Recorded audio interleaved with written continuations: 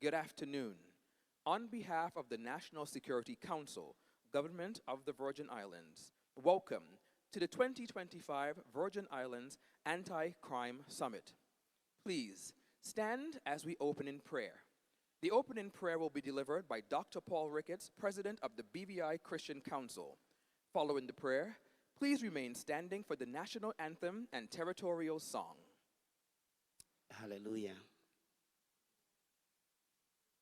Let us pray. O gracious and merciful God, we come before you today not with empty words, but with hearts that are heavy. We share a burden and a passion. We are here, a gathering of leaders and citizens of the Blessed Virgin Islands, and we stand in light of your presence to confess that we have fallen short of what you have asked of us.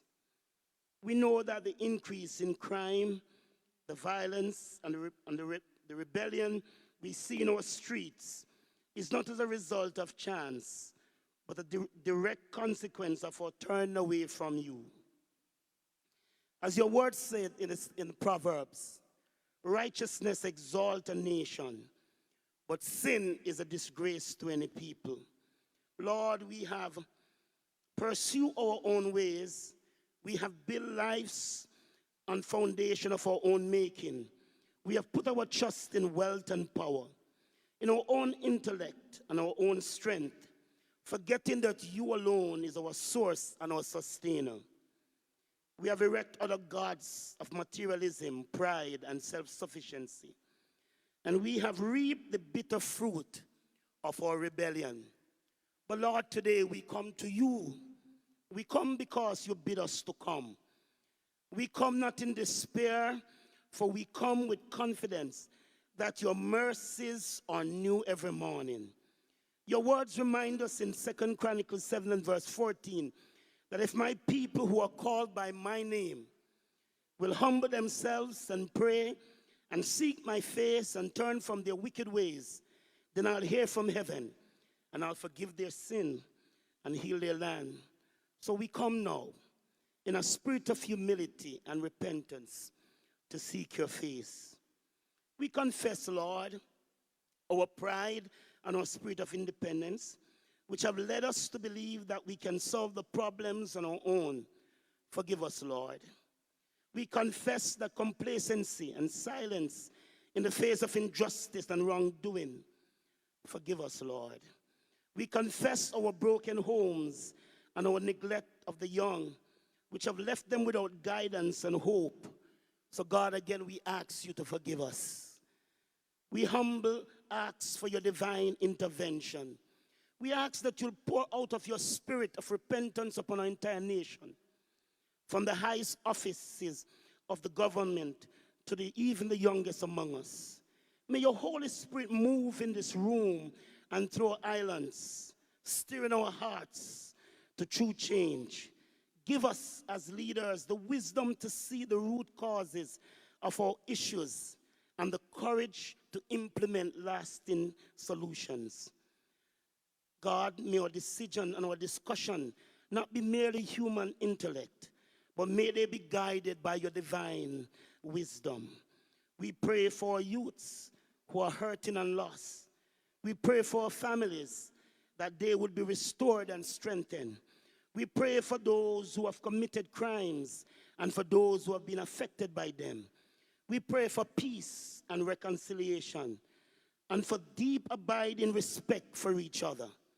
Lord, we stand like Josephat and we cry, Lord, that we don't know what to do, but our eyes are set on you. We know, Lord, if we look to you, that you can help us out of these times. We stand on the promises of Psalms 33 and verse 12. Blessed is the nation whose God is the Lord, the people who he chose for his inheritance. We know that our true blessings and security are found in you. We commit our nation, our leaders, and our people, and this entire summit in your hands, believing that you are a faithful God who hears our prayers and will heal our land. And so, Lord, as we turn to you, We pray that in the mighty name of Jesus, that you, God, will be in our midst. Do for us what we cannot do for ourselves. In Jesus' marvelous name we now pray. Amen. The national anthem and territorial song.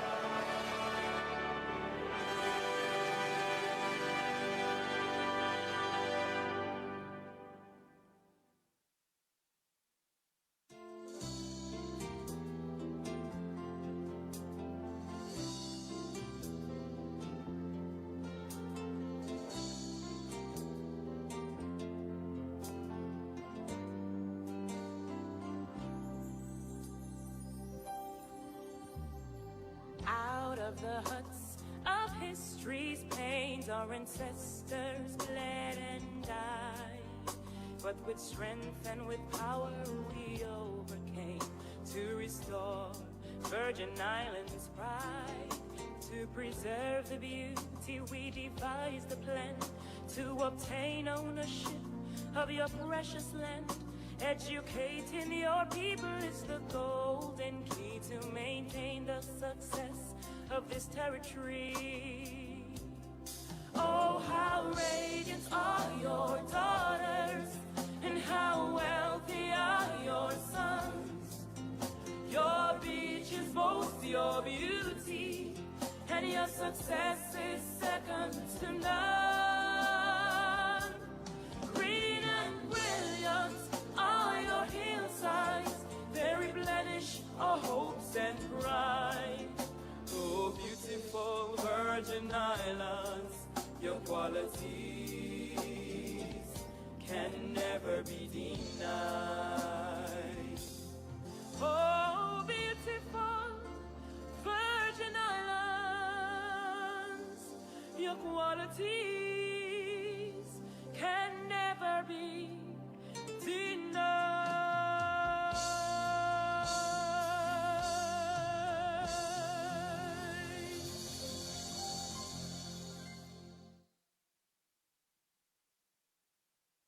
Please be seated.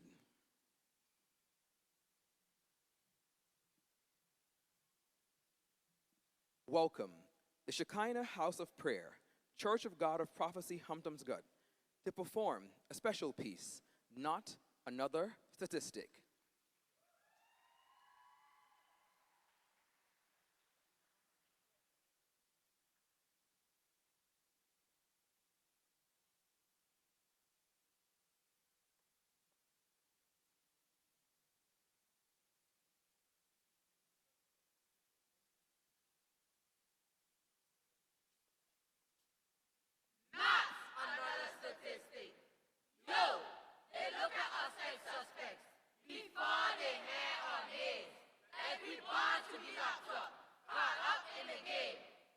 hoodies, not hearts.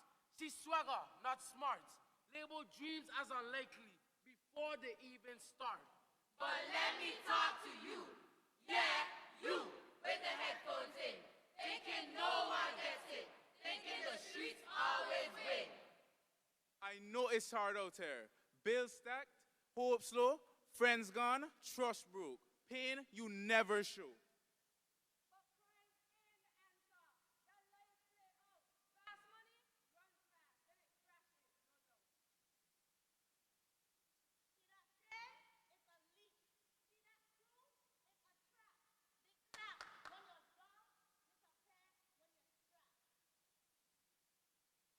Wants you behind, wants you locked up, wants you numb, but you're a whole revolution just waiting to come. You got power in your mind. You got fire in your chest. You ain't born to be lesser. You were built to be the best. So write that verse, start that brand, build that dream with your own hands.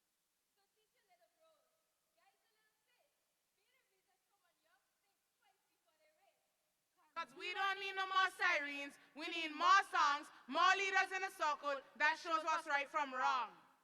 This is our moment, our BPI, our home, our block, our street. So we say loud in our chest, we're done with crime.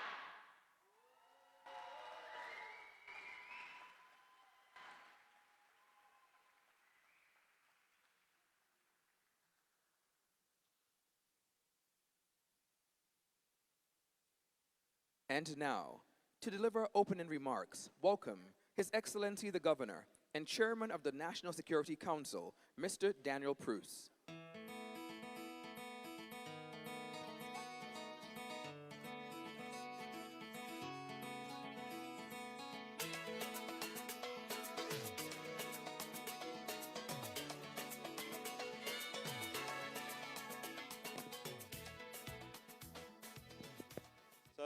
Good evening, everybody. Great to see you here. What an amazing opening to this crime summit. Another round of applause for that fantastic presentation we just had.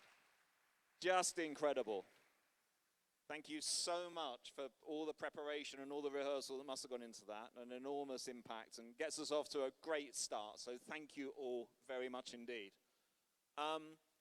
So it's great to be here at the Anti-Crime Summit. It's great to be here with all of you this evening. Thank you for coming along this Friday night.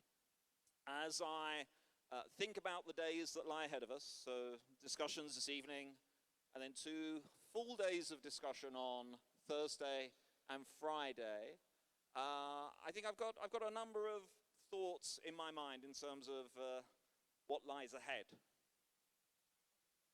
Firstly, for me, is engagement.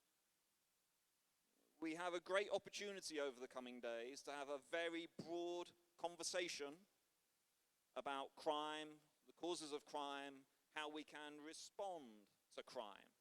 And we can do that with the full breadth of government, wide range of agencies, ministries, departments, but also reaching beyond government. Talk to representatives from the community, NGOs, anyone who wants to be in this room can be part of the conversation. So I think we will make a massive leap forward if we succeed in the coming days in terms of engagement. The responses to crime, dealing with this challenge that confronts us all, go beyond security. So I've got a responsibility for security, in particular the police, and the shared responsibility for the prison. And security has got to be part of the answer. But it's a part of the answer. And all these other interventions, which communities can work together on, which ministries can engage in, which NGOs can help support, they are also part of the answer. And I think the challenge for us is building that engagement in the next couple of days so that we can all work together to help define that answer. So engagement is the very first thing in my mind. Secondly, it's listening.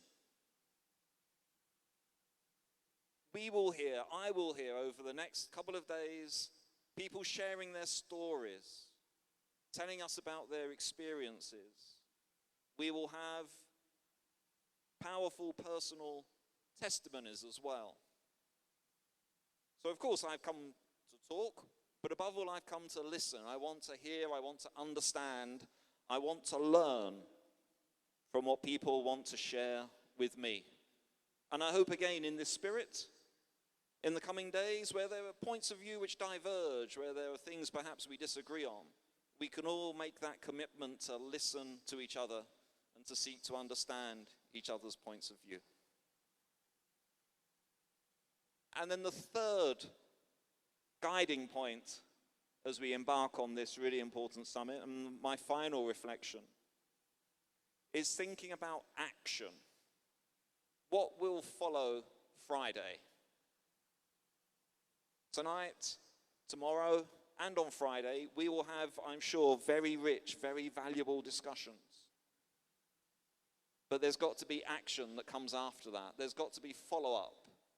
We need all of us, myself included, to make very firm and clear and concrete commitments in terms of what we are going to do. A personal pledge, a departmental pledge, a collective pledge. That, I think, is the real test of the success of this summit and the discussions that we'll have. It's what comes afterwards. But I'm very confident, as I look at the program and pay tribute to all of the hard work that's gone into its preparation, as I look at the marvelous speakers we've got that will be joining us over the course of the next couple of days, and the very strong sense of commitment we all have to making this summit a success, I feel very confident that we will achieve the objectives that we're setting for ourselves. So thank you very much, and I'm looking forward to a great summit. Thank you for your attention.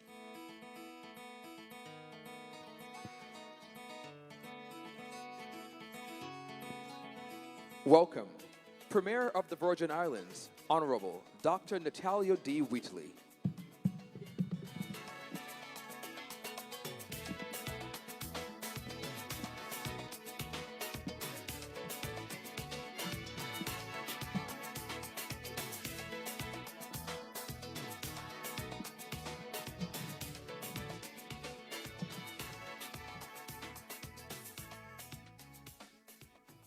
Good afternoon, everyone.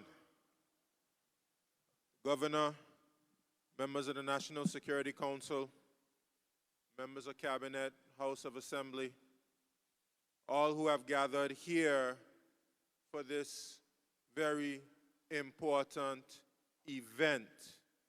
I want to say greetings to one and all. I want to thank Sandra Ward, our Cabinet Secretary, and all other persons, the whole committee, for putting together this crime summit. This crime summit is an important moment for us. I don't expect that over the next 3 days we're going to solve the challenge of crime. But what I do expect is for us as a community to come together and to put our hands up to say, I'm going to be a part of the solution. I don't expect that we will attract to this crime summit some of the troubled or wayward youth. Some persons say to me, this crime summit is not going to attract the persons we need to target. Well, I beg to differ. This crime summit is about everyone in the society who recognizes that crime is a problem that we have to solve, coming together to discuss, to dialogue, to strategize, to come up with ideas, so that we can collectively decide that we will go out into the community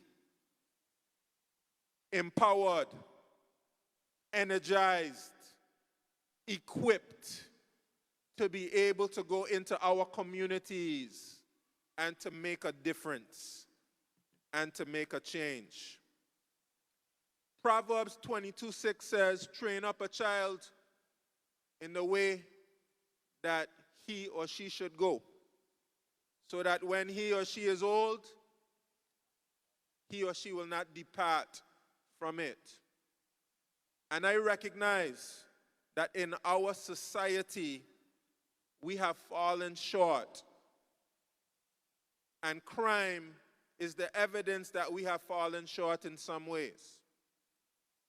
So that we have to recognize that we have to strengthen the institution of the family to ensure that we train up our children in the way that they should go.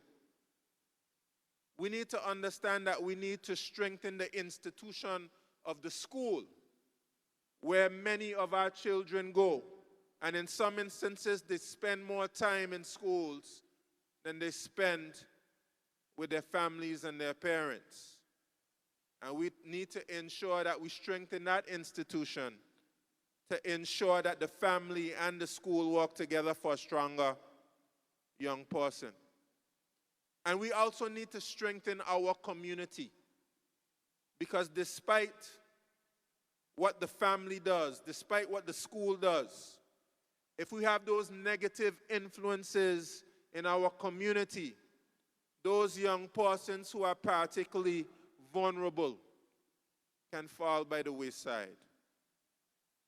So I'm hopeful, I'm prayerful, I'm optimistic that as a society we will find what is necessary, that we will dig deep within ourselves to be able to come together as a community, that we won't languish in despair, and that we will know that we have hope once we look to the one above and we are willing to walk with each other.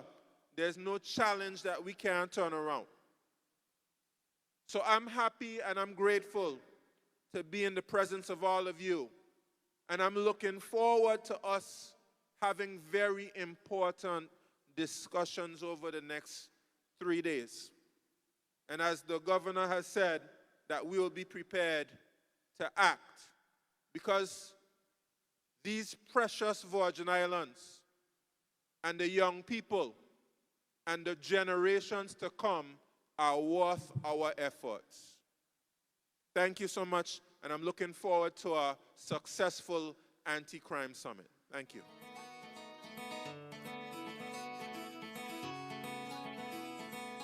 Welcome, Leader of the Opposition, Honorable Myron V. Walwyn.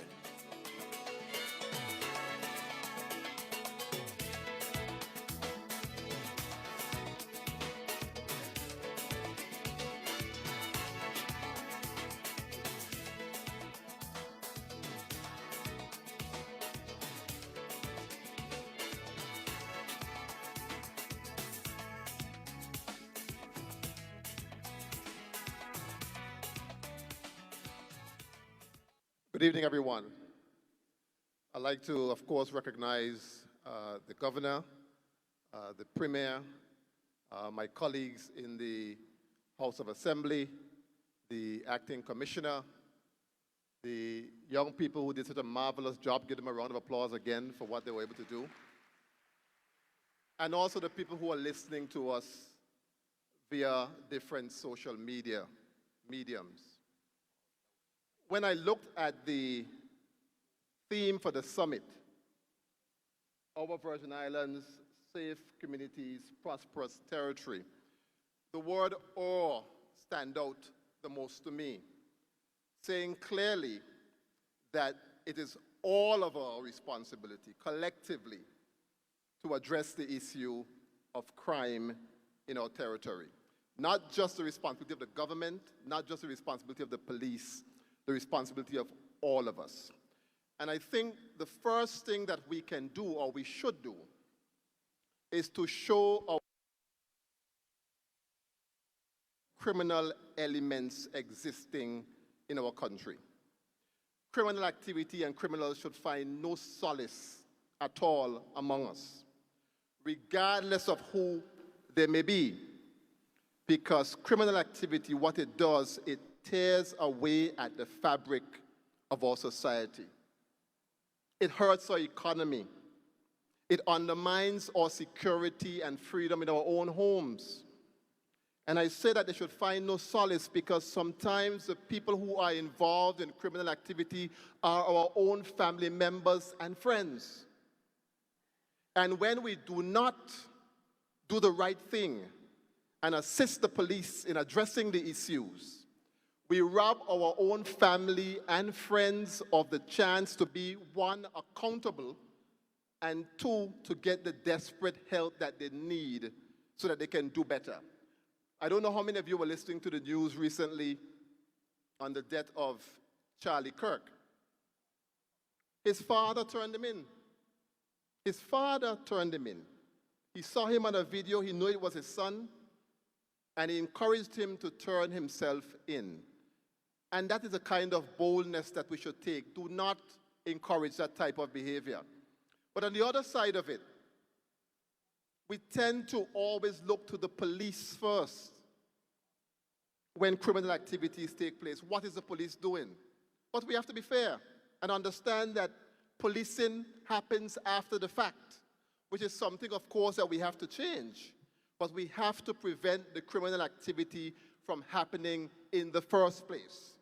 Much more emphasis needs to be placed on that. And the government has its role to play as well, Mr. Premier. Issue of poverty. We have to find ways to alleviate the antecedents of criminal activity. We have to address the issue of unemployment. People not having enough opportunities. People not having economic dignity. We have a lot of people with mental issues, substance abuse issues. All of us have to come together to address these issues because I don't believe inherently, this is probably the good-natured sense of me, that people want to really get into a life of crime if there can be other opportunities for them to make a living. And we have to show them that going in that direction is not the direction to go because there's so many other opportunities and avenues available to you. Like the other speakers before me, I want to congratulate the National Security Council for taking this action, but do not let it be a talk shop. Let us not come here over the next 2-3 days, we talk, we sound good, we say all the nice things, and then we go back and absolutely nothing happens. One of the things that myself and my colleagues in the opposition have been calling for is a comprehensive crime reduction strategy so that we can know what we need to do in the immediate, medium, and long term to address the issues of crime. And all of us, I was happy that I got an invitation. I was scooping to see if you wouldn't invite me because that means that the or wouldn't mean or, meaning involving everybody in the equation. And so in the crime reduction strategy, it would take all of us, government, opposition, civic society, persons who own businesses, the level of corporate responsibility that is required, the schools, education, all of us. Very important that we do it together. As I was sitting down and I saw the kids here, I took my mind back to when I was in school. And I said to myself, there are some persons that you would have seen in school from very early who are always getting themselves involved in trouble. And when you become bigger, for instance, like myself, I had the chance to go away and come back home some years later. And the people who were involved in criminal activity were the same people causing trouble in school all the time. And school is a training ground. That's a training wheels for life. And if you find you cannot follow those simple rules in the classroom, it will mean, therefore, that you will have grave difficulties following the rules of life when you get out here. So it's important that it starts in the school, that intervention starts early, because it is better to be able to correct a child than have to remake an adult. And so I am happy, certainly, that we were able to take this first step. As I've said, I hope that it's not a talk shop, that it materializes and we can do all that we can together collectively to make sure that our home remains the way we know it was before, a very safe, tranquil, and peaceful place. Thank you very much. Welcome, Acting Commissioner of Police, Mrs. Jacqueline Vanderpool.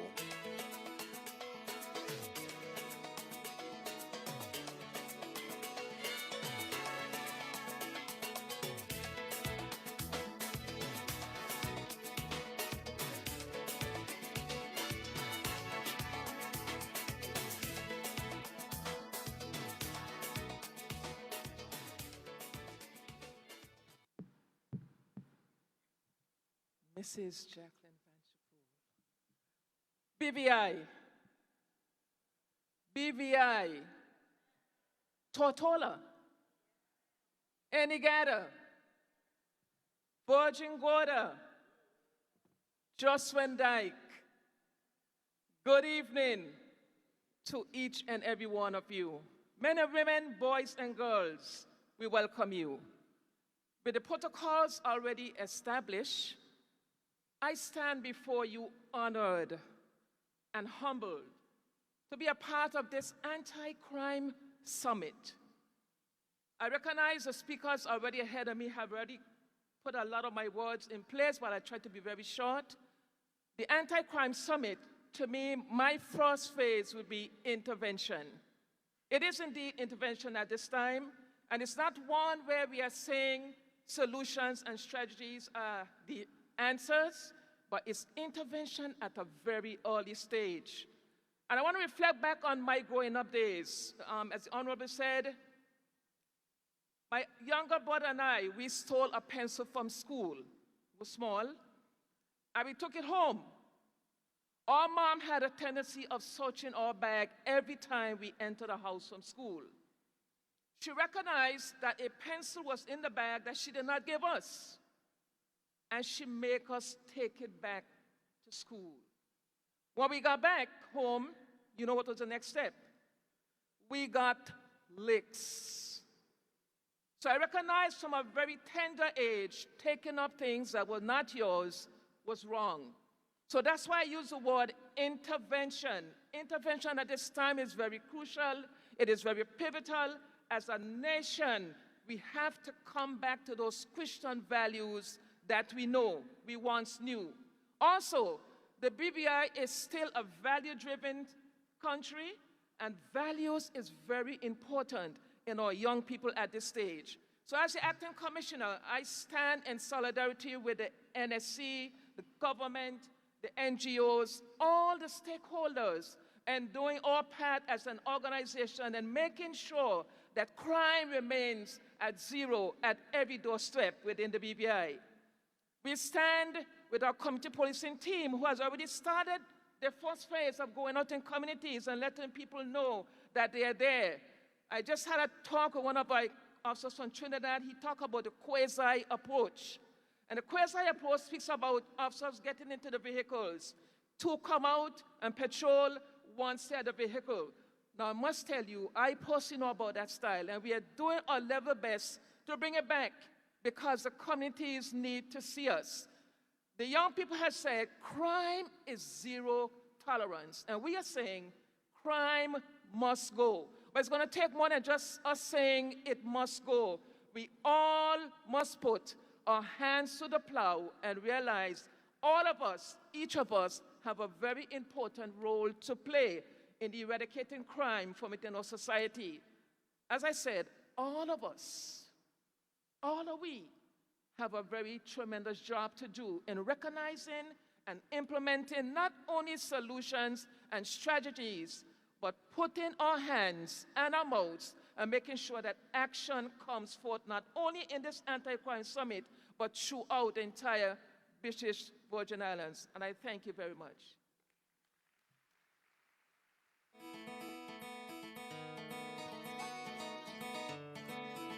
The National Security Council is pleased to present and welcome to the Virgin Islands. Keynote speaker for the Virgin Islands Anti-Crime Summit, Mr. Roberto Robbie Smalls. Mr. Smalls, we are pleased to welcome you to the Virgin Islands. Mr. Smalls, who has fraternal roots in the territory, will share his story journey on day 2 and day 3 of the summit with youths from the primary and secondary schools across the territory. From pitcher to prisoner, from the mound to mentorship, a journey of redemption is a story worth hearing. Mr. Smalls, on behalf of the National Security Council, we welcome you to the Virgin Islands and to the Virgin Islands Anti-Crime Summit. Good afternoon, everybody. It's a pleasure for me to be here. This was some time in the making. I could remember myself about a couple years ago, 2-3 years ago, having a conversation with the Premier on the phone about this same summit and crime. And like, it could have happened a couple years ago, but nothing is right before its time. And I think that now is the time that for us, like as a community, to really come together and not just point fingers and look at the kids and say, you're the problem. We got to come up with solutions. A lot of the times, like, you know, we say kids have broken homes. So once they leave their home, it's up to the community and your peers in order to guide you in the right direction.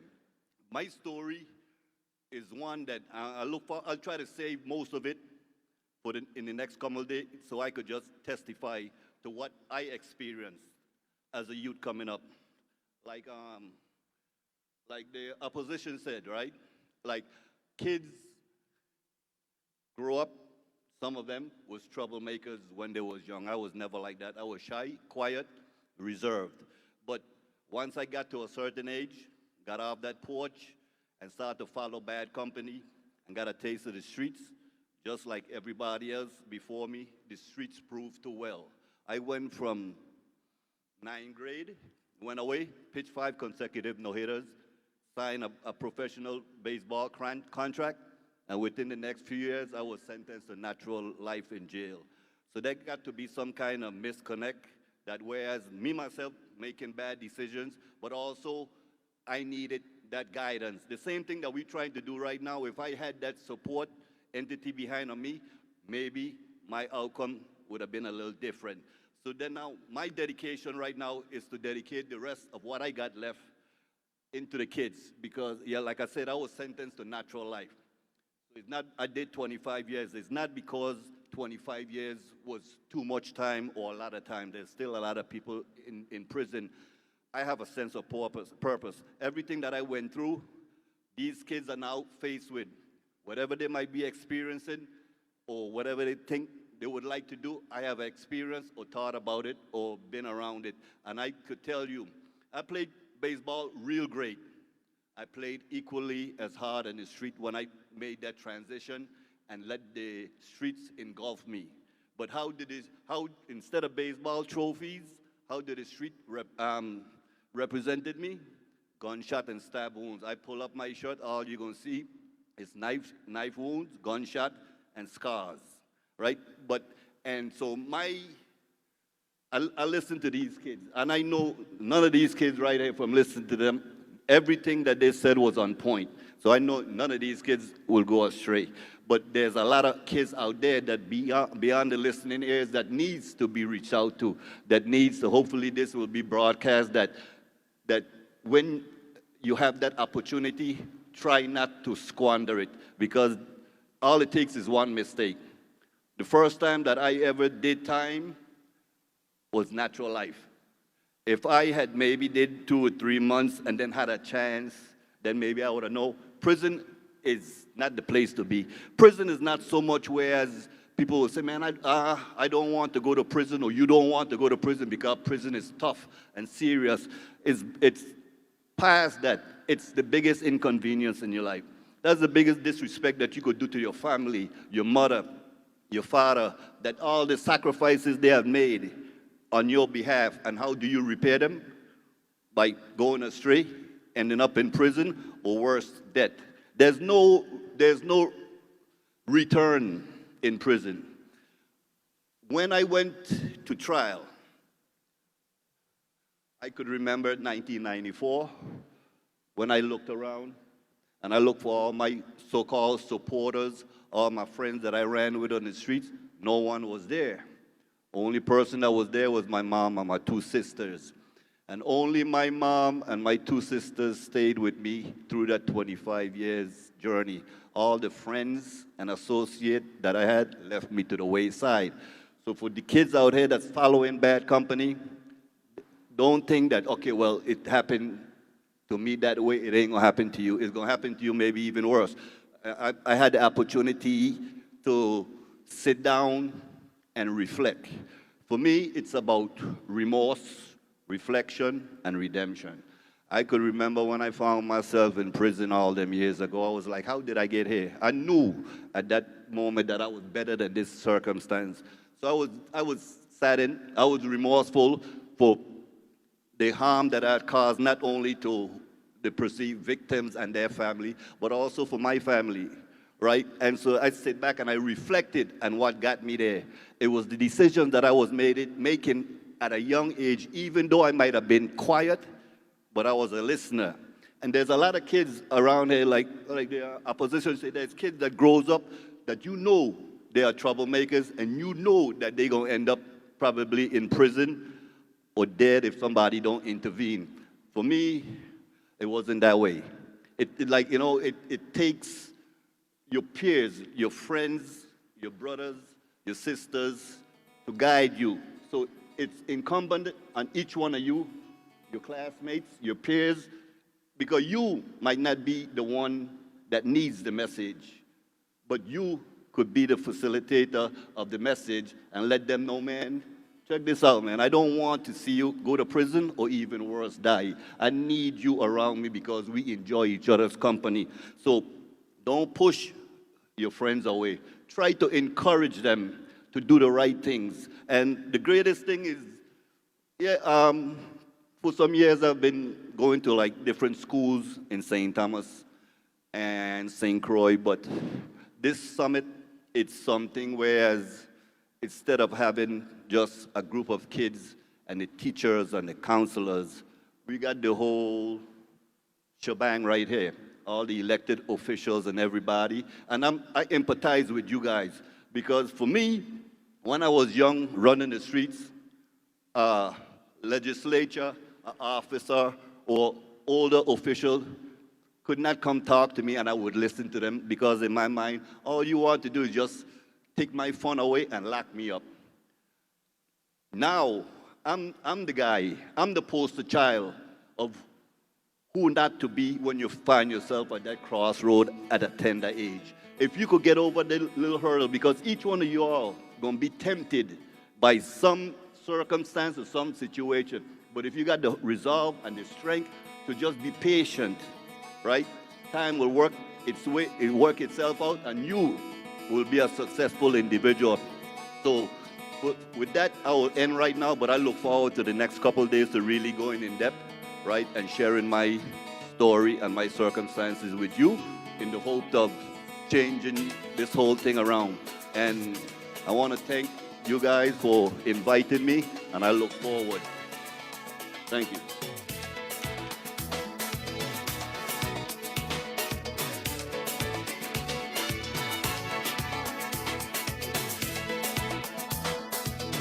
Ladies and gentlemen, welcome, Director of Communication, Mrs. Carrier Christopher.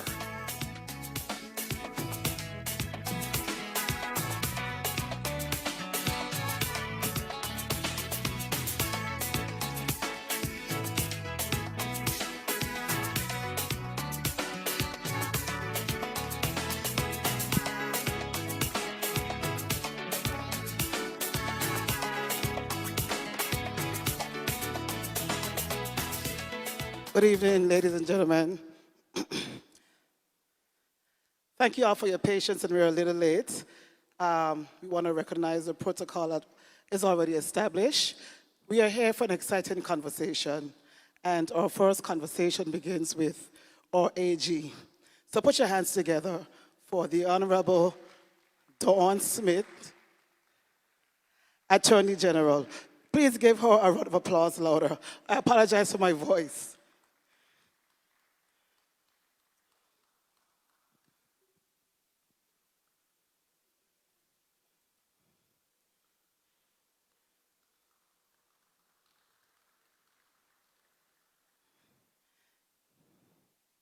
Thank you, AG. And as we ask the panelists to come, I want you to give them a round of applause because it is a difficult decision to come and really talk about a subject that affects us all, our children, our grandchildren, our neighbors. So please listen intently for what should be a dynamic conversation. And also, a round of applause as I ask these brave men and women to come to the stage. Put your hands together for Mr. Henderson Tittle, head of male.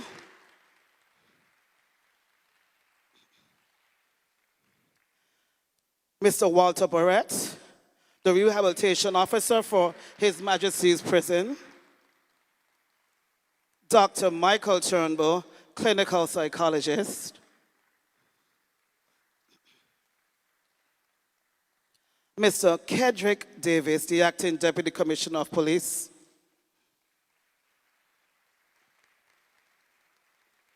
Pastor Gregory George, truancy officer. And last but certainly by no means least, Mr. Kyle Ricketts. He represents the youths. Ladies and gentlemen, the crowd is not big, but I can promise you the discussion will be great. AG, I turn it over to you as you have a dynamic conversation. Please feel free to engage as much as you can. Thank you. Thank you very much, Karia, and thank you to all of you for coming this evening, especially to our esteemed panelists. This evening, we're going to be tackling the key question for this summit, which is, why is crime occurring in our community? Now, when we think of crime, crime covers a very wide range of activities. And in order to put this in context, we are going to lead out by unpacking what crime means and what is of concern to us when we talk about crime. Now, I've been fortunate that Mrs. Christopher has already introduced our panelists, so I won't have to go through that again. They seem happy about that. But the first question that I'm going to pose, because we're going to go through a series of questions, because these gentlemen on the stage, they have seen it all. They have been throughout our community in many different areas, interacted with lots of members of the community at different ages of their lives. And we are looking forward to a very captivating discussion with them. So first of all, I would want to ask the question, and I'm going to direct it, I believe, to the Acting Deputy Commissioner of Police. First of all, and maybe Pastor George, you may have something to say about this as well. But what crimes are of greatest concern to you at this point in time in the Virgin Islands? Thank you, Madam AG. Good evening, everybody. That's a very loaded question, and we don't have a lot of time. But I would say the types of crime that are of the greatest concern to me are those that cause collective trauma. What do I mean by that? In almost any crime, yes, you have an instant victim, somebody who is immediately affected by the crime. But there are some crimes which are so pervasive that all of us collectively become traumatized. Crimes such as murders, crimes such as robberies. When somebody is robbed, it affects them greatly, but it affects everybody else. Crimes such as burglaries, which tears at the heart of our community because it gives you the impression that things are falling apart. And there's a poet, I think his name is Yeats, who said, things fall apart, the center cannot hold. Mere anarchy is loose upon the land, meaning everybody thinks that everything is going to hell. And I just want us to center our attention a little bit on burglaries. Imagine that you've just made your house, your dream house, or you've just moved into this lovely palatial edifice. Somebody breaks in, violates your private quarters. That house will never be the same. You will never feel the same in that space again, ever. And it affects your mental health. Imagine that you go for counseling. The person who is counseling you becomes vicariously traumatized by having to deal with you. And the nurse at the hospital, if you're injured, becomes traumatized. So there's a sort of collective trauma when there's a pervasive occurrence of burglaries, robberies, murder, because it affects more than the instant victim. It affects us all. Well, thank you very much, Acting Deputy Commissioner. Pastor George, you are also a truancy officer. Yes. From your perspective, what crimes are of greatest concern to you? For me, from my perspective, what I have noticed is drug offenses. I have found that young persons that start getting involved in drugs at a very early age, it's much more easier to start getting into a life of crime.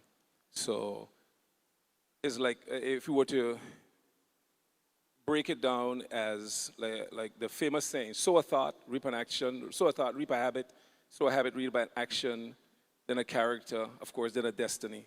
And so as you notice that young persons that if they start thinking a certain way, if they think a certain lifestyle is cool, it's much easier to lead into that lifestyle.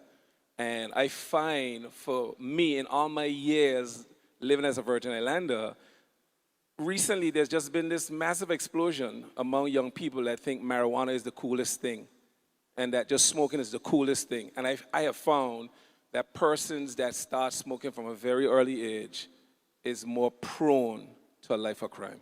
That's my observation. That's your observation. I don't know if any other panelist has anything to add to that list. Dr. Turnbull?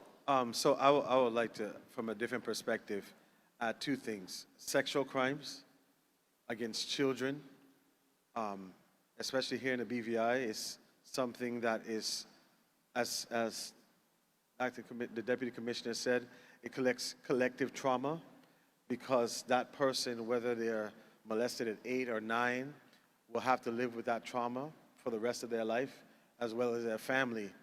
And it causes a significant hamper. And now it's bad because we don't have active registries to be able to track these people, so they're now repeating and become cyclical and clinical and long-term criminals who are now predators to these same young people who may cope with that same trauma by now becoming addicted to drugs because the pain, and they can't sleep at night, so anxiety keeps them up. Another one may not be too popular in this room, but I think they invited me because they know I speak my mind, is white-collar crime, political crime.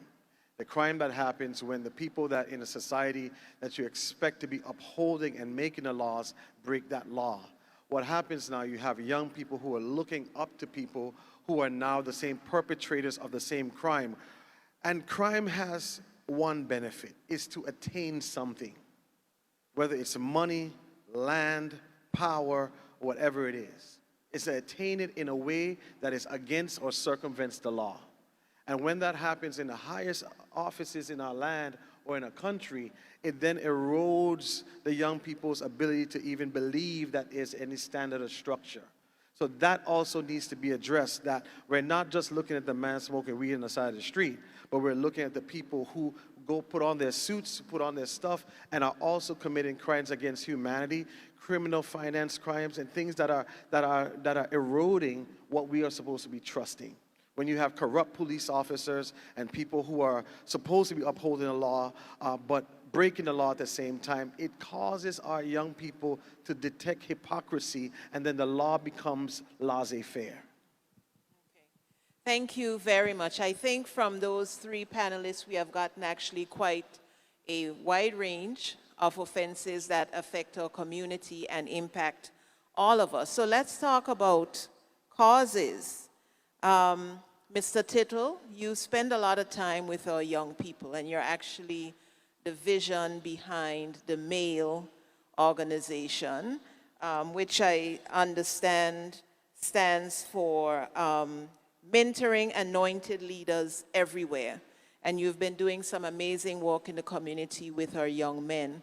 Would you be able to give us your thoughts on what you see as the primary underlying factors contributing to crime in our community? Thank you, Madam. Good afternoon. Good evening. I don't know if I can pinpoint and say this is the underlying factor. But I know what happened is that when I look at it, the game have changed. So now we are dealing with psychological warfare. That's what we're dealing with right now because the game have changed.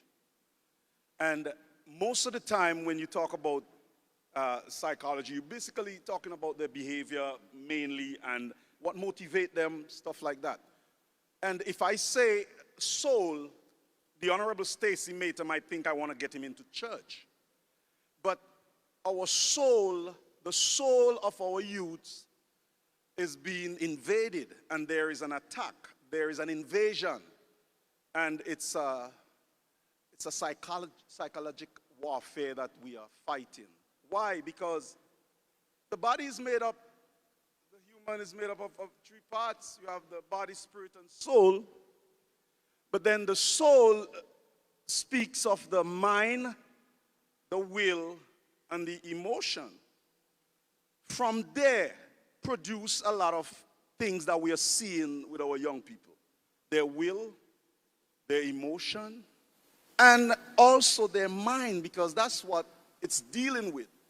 So until we can kind of work on their mental faculty and get them to start to think a different way, then we'll be able to serve and deal with a lot of crime that we're seeing, but there's not a one that I can say, okay, this is the under. I think if I got to do that, I'll say, is it have to do with the war that we are involved in? Because one of the things that I realized that criminality have no nationality, and I think the doctor referred to it.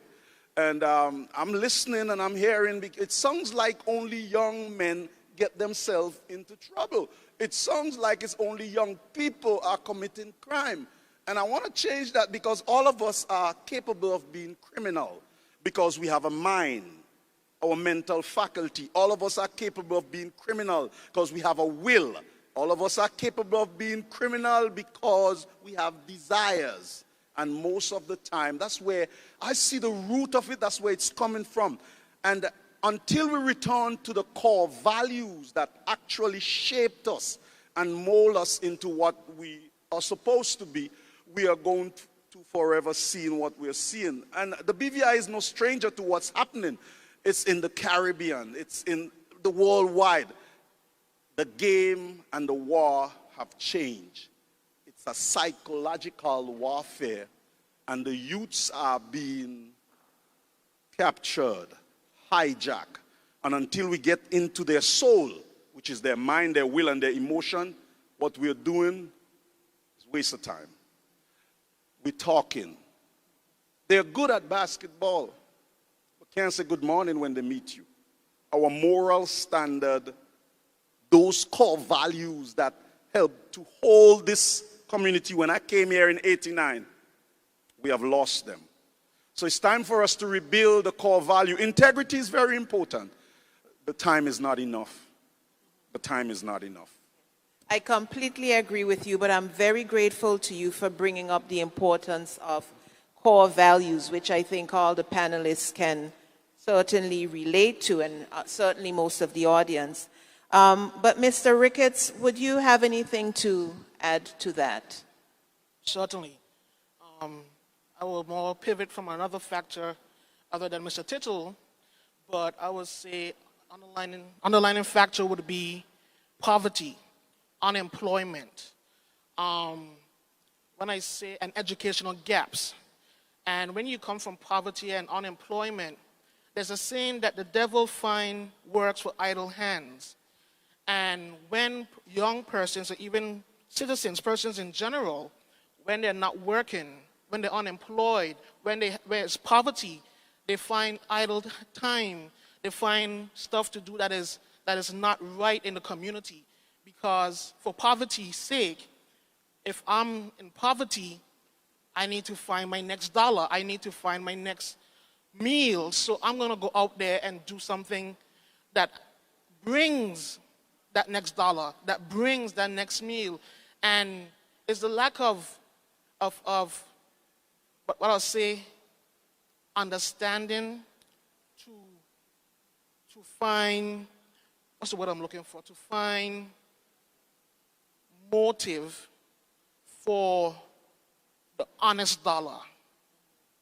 And if we don't educate, if we don't speak about it in terms of how you can earn that honest dollar to that person who's in poverty, to that person who's unemployed, then that's where the devil find works for idle hands. Mr. Barrett, you've been employed at His Majesty's Prison, I believe, for the past 13 years as a restorative justice officer and rehabilitation coordinator. What would you see as some of the underlying factors? Do you have anything to add to what Mr. Tittle and Mr. Ricketts has said? Good evening, everybody. I think that everything was already said, but what I would just say is there's this equation, and every time I speak about crime, I always talk about this simple equation. It says that opportunity plus threat equals crime, and we've heard it before in several different forums. The fact is that once there's a threat, if the opportunity arises for you to take care of that threat, then the possibility exists for a crime to take place. And that's what happens, because 90% of the crimes that take place don't happen because people are inherently bad, or they actually set out to do something devious to affect somebody else. But it's a threat that existed, and an opportunity arose where they saw the chance to take care of that threat, whether it be starving children at home, whether it be the fact that there's pressure from a spouse, or I've just lost my job and I still have to pay the rent. There are realities that hit each and every one of us, and that's why I appreciate what was said before by Minister Tittle, that anybody could commit a crime. Any one of us could be put in the position where we have to make that moral decision: do I or do I not? And if we don't have that moral compass that says, I have to look at the way that this is going to affect those people around me, and I'm just looking at myself and I'm looking at taking care of what I have to take care of, then I'm going to find myself in a position where I might easier commit a crime. But there are a plethora of reasons why crimes are committed, but we have to start looking at the real threats and how we handle those. All very, very good points. I want to move on now to the community response, and I'm going to lead out with you again, Mr. Barrett. In your line of work, can you identify for us any successful crime prevention initiatives that you have witnessed in the work that you're doing?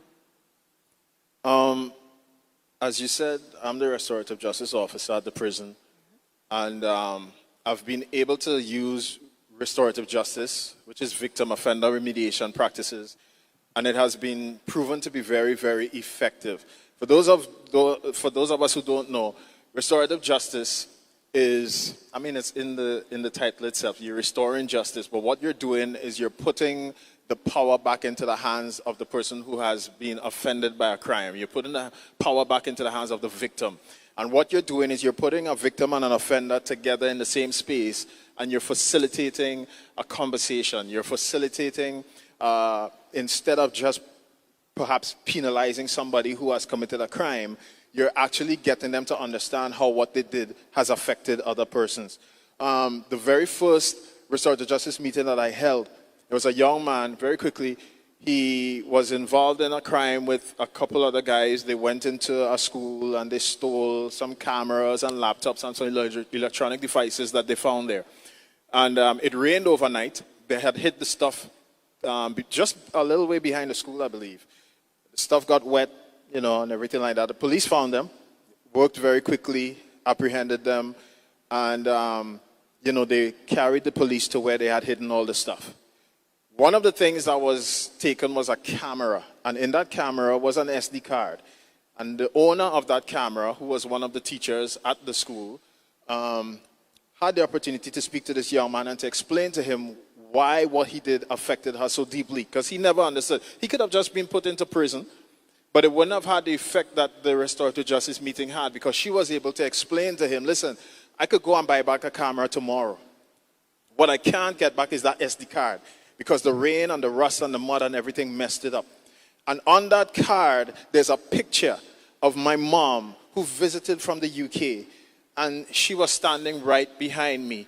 And I had in my hand a picture of my newborn baby, and my mom, who had terminal cancer. When she returned to the UK, she died. So this is the only picture that I have of the three of us. And when he heard that, it really affected him to the point where he started to cry. And so after the meeting, the question was asked, okay, what would you like this young man to do to give back to you and to the school? And they said, okay, look, it's summertime, school is out, we'd like him to paint some of the classrooms. He painted the classrooms, and when he was finished, unlike some people who may have just gone back their merry way, he said, is there anything else I could do? They said, no, we're done. He painted the lines on the football field. He painted the swings and the whole playground area for the children because he felt for the first time how what he did was affecting other people. So I would say that restorative justice practices are very, very crucial, and they work, and they're better than just penalizing and incarcerating persons.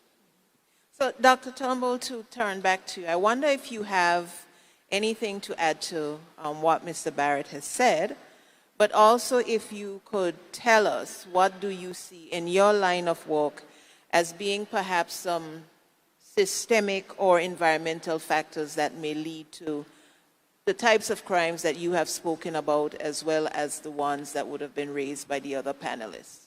Thank you. In my line of work is as a clinical psychologist, and it's hard to see the systemic things that are happening. So we're seeing a depreciation in our moral values, our cores, and we are moving as a pattern that we do not simply see our neighbor as ourselves. Like, we don't love our neighbor as we love ourselves. That we are eroding that factor. We don't see each other as a friend, a brother. We are seeing each other as a potential enemy.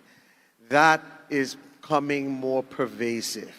That, in the inclusion of a sustainability in Western culture, the impacts of social media that is having on our culture, we are being pressed on every side. Like the last couple of weeks, that we're becoming numb to what is happening.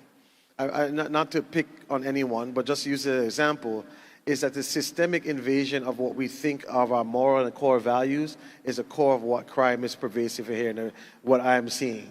And this is just to be seen. Like 2 weeks ago, there were people, unfortunately, they mentioned it here earlier, when Charlie Kirk was murdered. No one is going to ever celebrate someone's life being taken so horribly on TV and national TV. And an assassination and a crime is wrong everywhere. This also has to be the factor that we are able to speak truth. And one of our core Virgin Islands things is being able to speak the truth, to tell the truth. That's a core value here in the Virgin Islands, and we are losing, because the truth is Charlie Kirk was no MLK, he was no patriarch, and he did not resemble much things to be a Christian.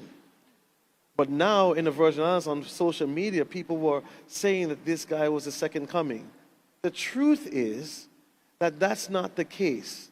And when we allow things to come into our psyche, in our world, in our community, and it's not talked about, or when people are not able to speak freely because they don't agree with the masses, those things are not the core of who we are as a Virgin Islands.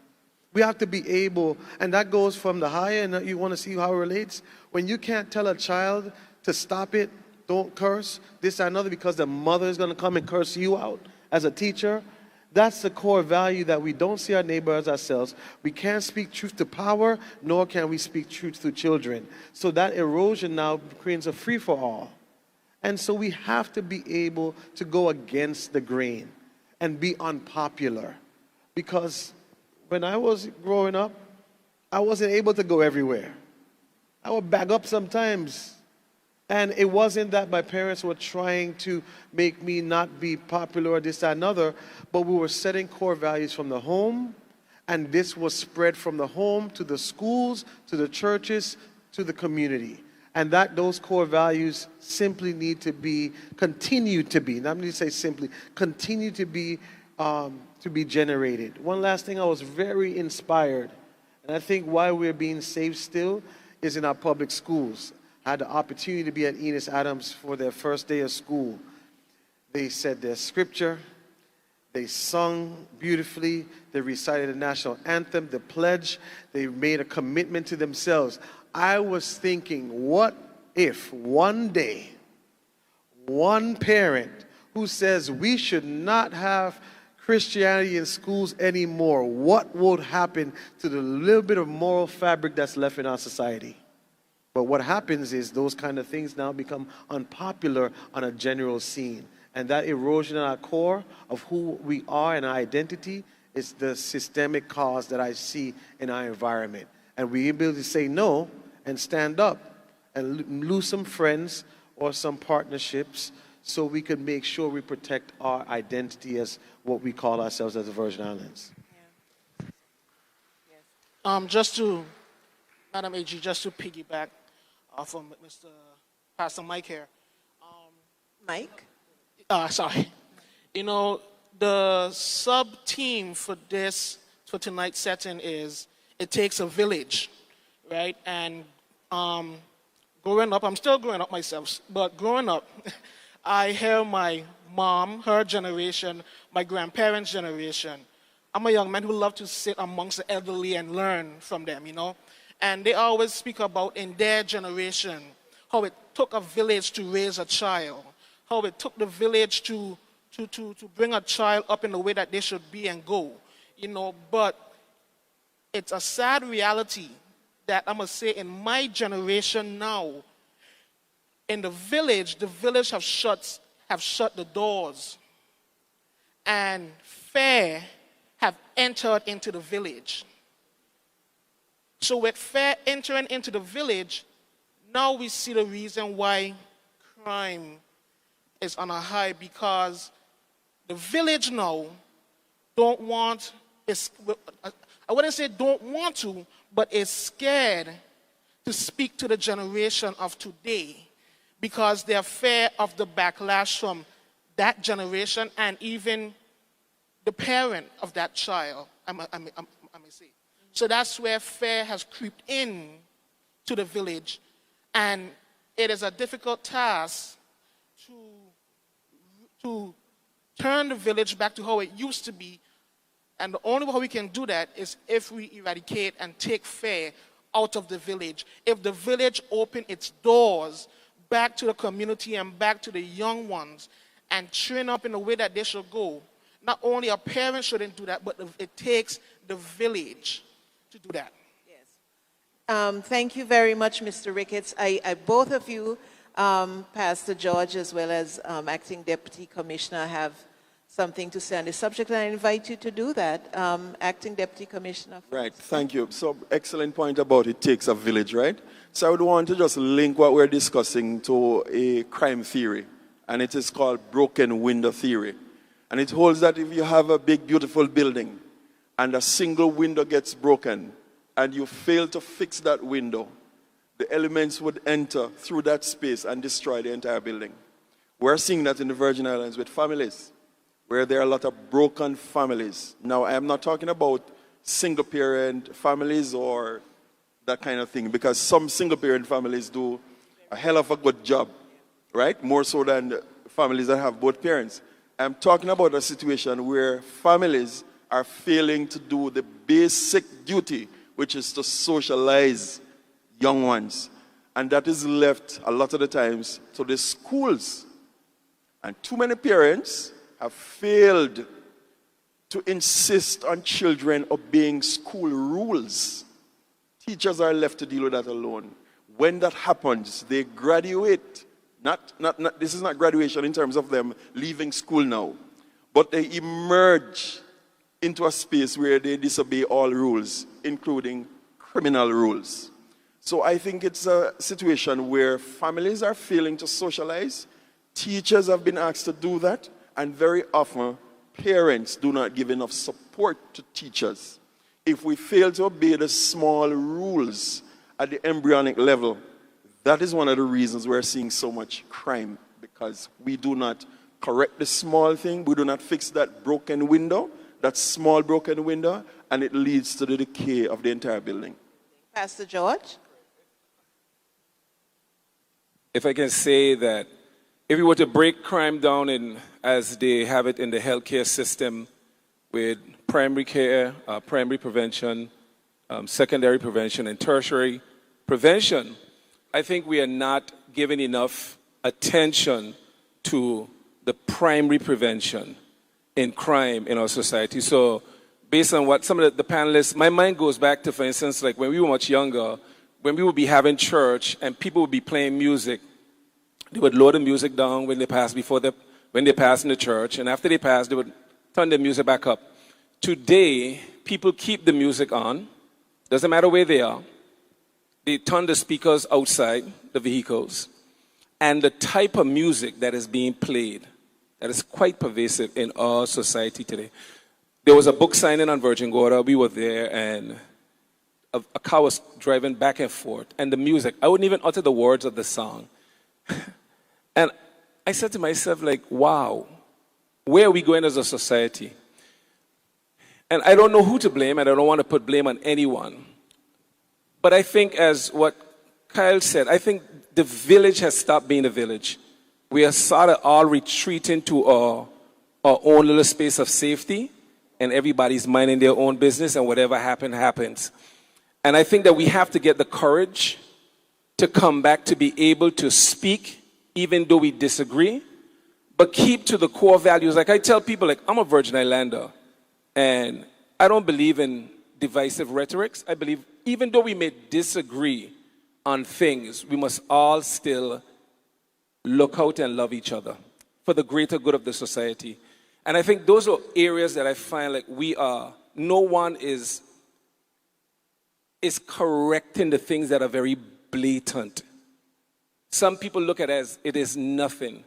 But if a child keep on, my focus is on children. If you can tell, I'm strong on the prevention, and I want to raise a case because a scenario: a young boy, very gifted, amazing personality, and I met him in school, and it was drawn to my attention that the things he's speaking in school, what he wants to become, and this is a young kid, and I could see him becoming what he's saying, and it's not good.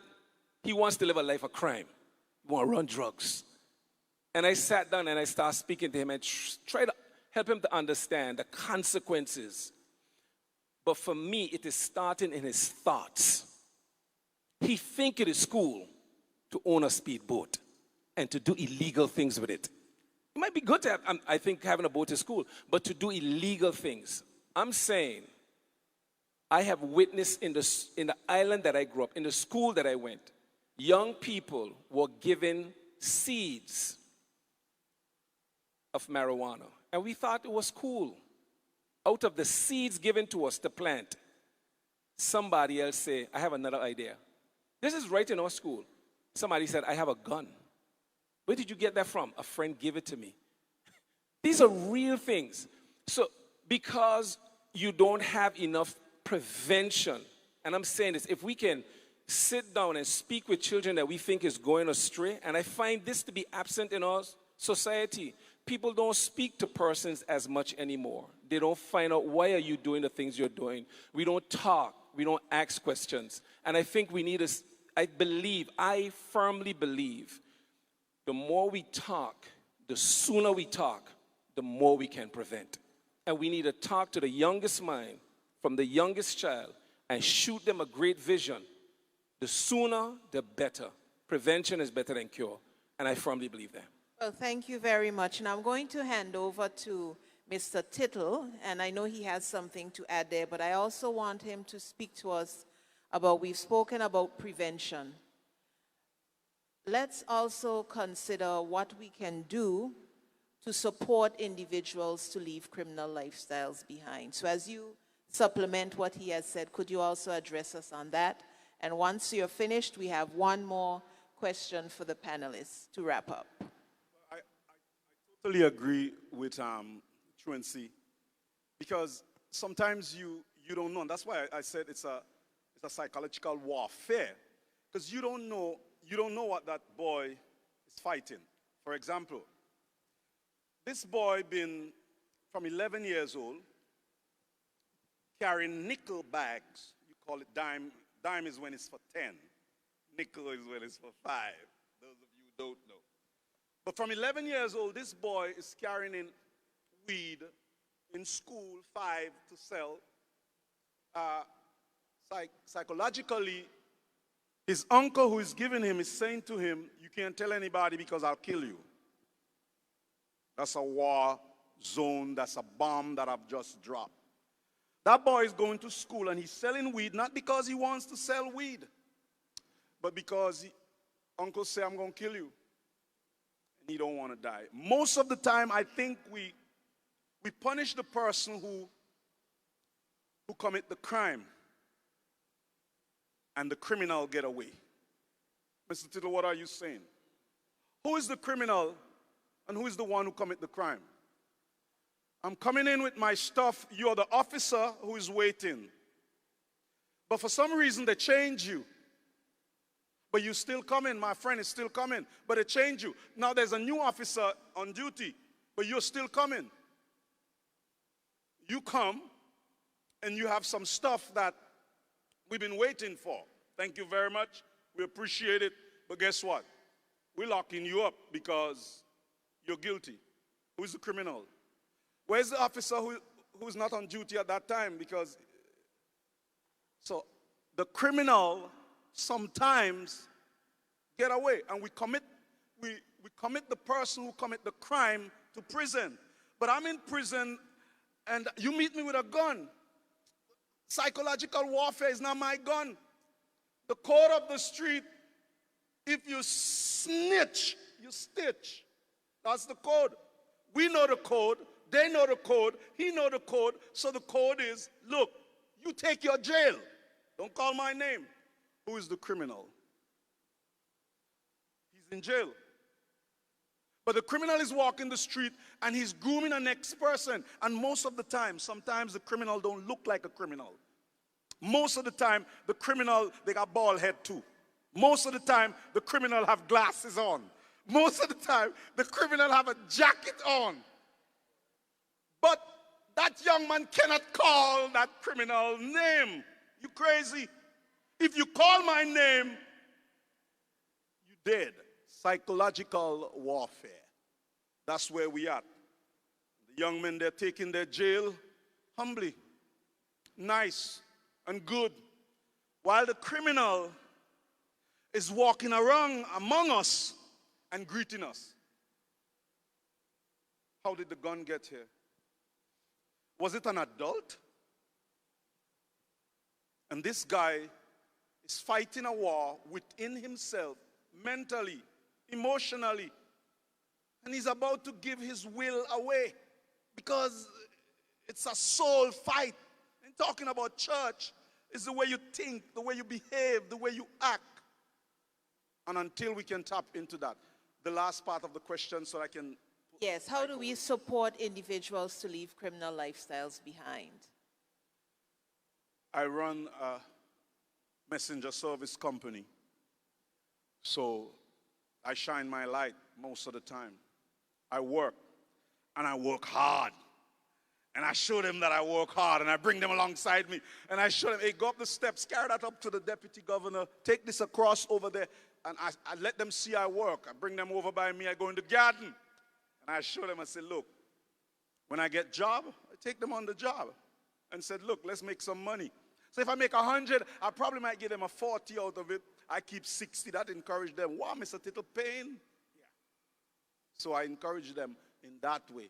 And on the other hand, I also have friends that I talk to and say, hey, I have a brother just came out of prison. Because I work close with Mr. Barrett and Ricketts over there. And he said, okay, what do you need? Grocery. Because I just come out of prison. Okay, you don't see it on TV. And a lot of things that we are doing right now, we cannot. And you will never see it. I got a wife and 2 children. And I love them. I'm not immune, so I got to be careful. While I'm in the den, I have to be careful on the lions that are in the den because you just saw what happened. The lions sometimes turn on the caretaker. You got to be wise. while you're walking through. And I'm saying, if you can only help one boy, one girl, sometimes it's just a word. Hey, I believe in you. You're doing great, man. You have just released a missile in that war zone up here, because up here is where the war zone is.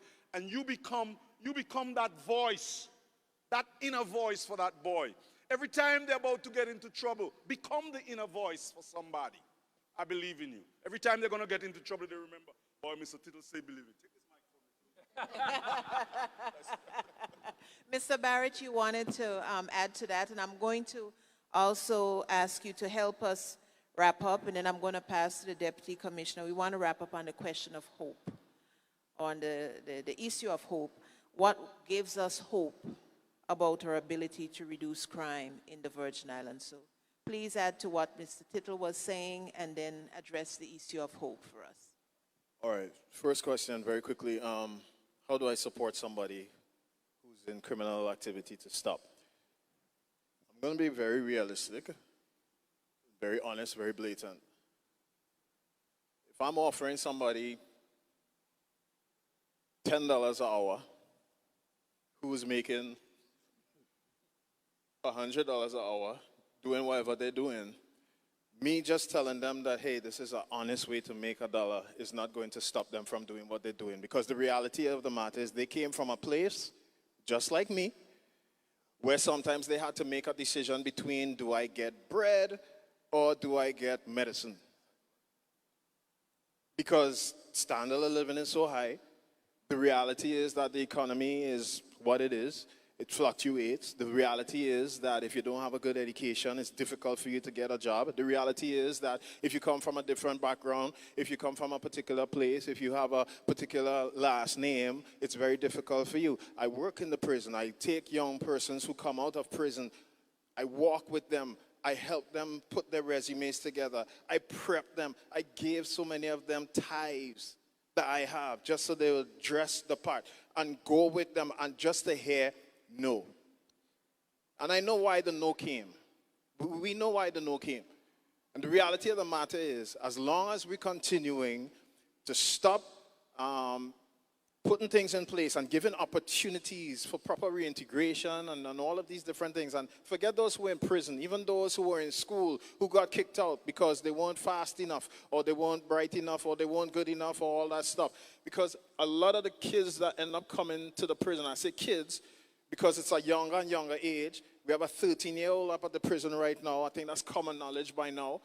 And one of the questions that was asked, my answer would have been, which crime is the worst crime right now, or something to that effect.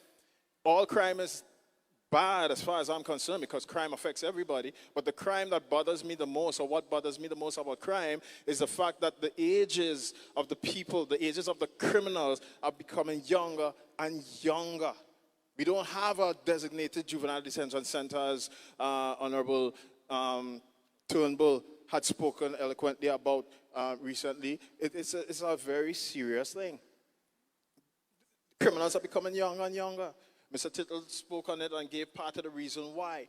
But as long as we're not given proper alternatives to what's there for them, as long as we're not even listening to those young people and trying to figure out, hey, what it is that you need, and we just superimpose on them what we think they need, we're going to hit and miss. All right? So that's what gives you hope? What gives me hope? Yes. I hope something gives you hope. I could answer a question last. I could answer last. Well, I'm going to start with Acting Deputy Commissioner. What gives you hope, sir? What gives me hope is this very conversation. The fact that we're having this summit, because that's what needs to happen. Because for too long, I think we've been treating crime, particularly youth crime, as a law enforcement problem only. In other words, we're trying to arrest and charge our way out of it. And that clearly is not working. With due regard to the great work that has been done by the prison service, and I know you're doing great work, we need to avoid sending too many persons up to you. Let me tell you why I'm saying that. I've seen so many times in the police force when we arrest youngsters, the first time they are arrested, they come into an interview room and they tell you everything. You will find that in your investigation of the crime, there were no gloves, no masks. They go to Balsam Gut. And I should pause here to say that 80% of the crime is committed by 20% of the population. That's the first thing. In other words, we're dealing with repeat offenders. They go to Balsam Gut. When they come out, and if you were to arrest them again, you will find no CCTV. They wore gloves. And in the interview, no comment, no comment, no comment. And if that person is not reformed or prevented from entering the criminal justice space in the first place, then that is where it becomes sort of hopeless. So in my view, we need to have divergent measures to prevent persons, because unwittingly the criminal justice system has become a teaching tool to say to persons who don't have a moral compass what not to do next time. So this conversation that we're having, this summit that we're having, where for the first time, certainly to my memory, we're all coming together to discuss this. That is what gives me hope, because it says to me, we're just in time. Dr. Turnbull, speak to us about hope. Thank you, Acting Deputy Commissioner. So what gives me hope, even with all the things that are happening, is that there are more of us shooting and pushing for positivity than those of us pushing for negativity.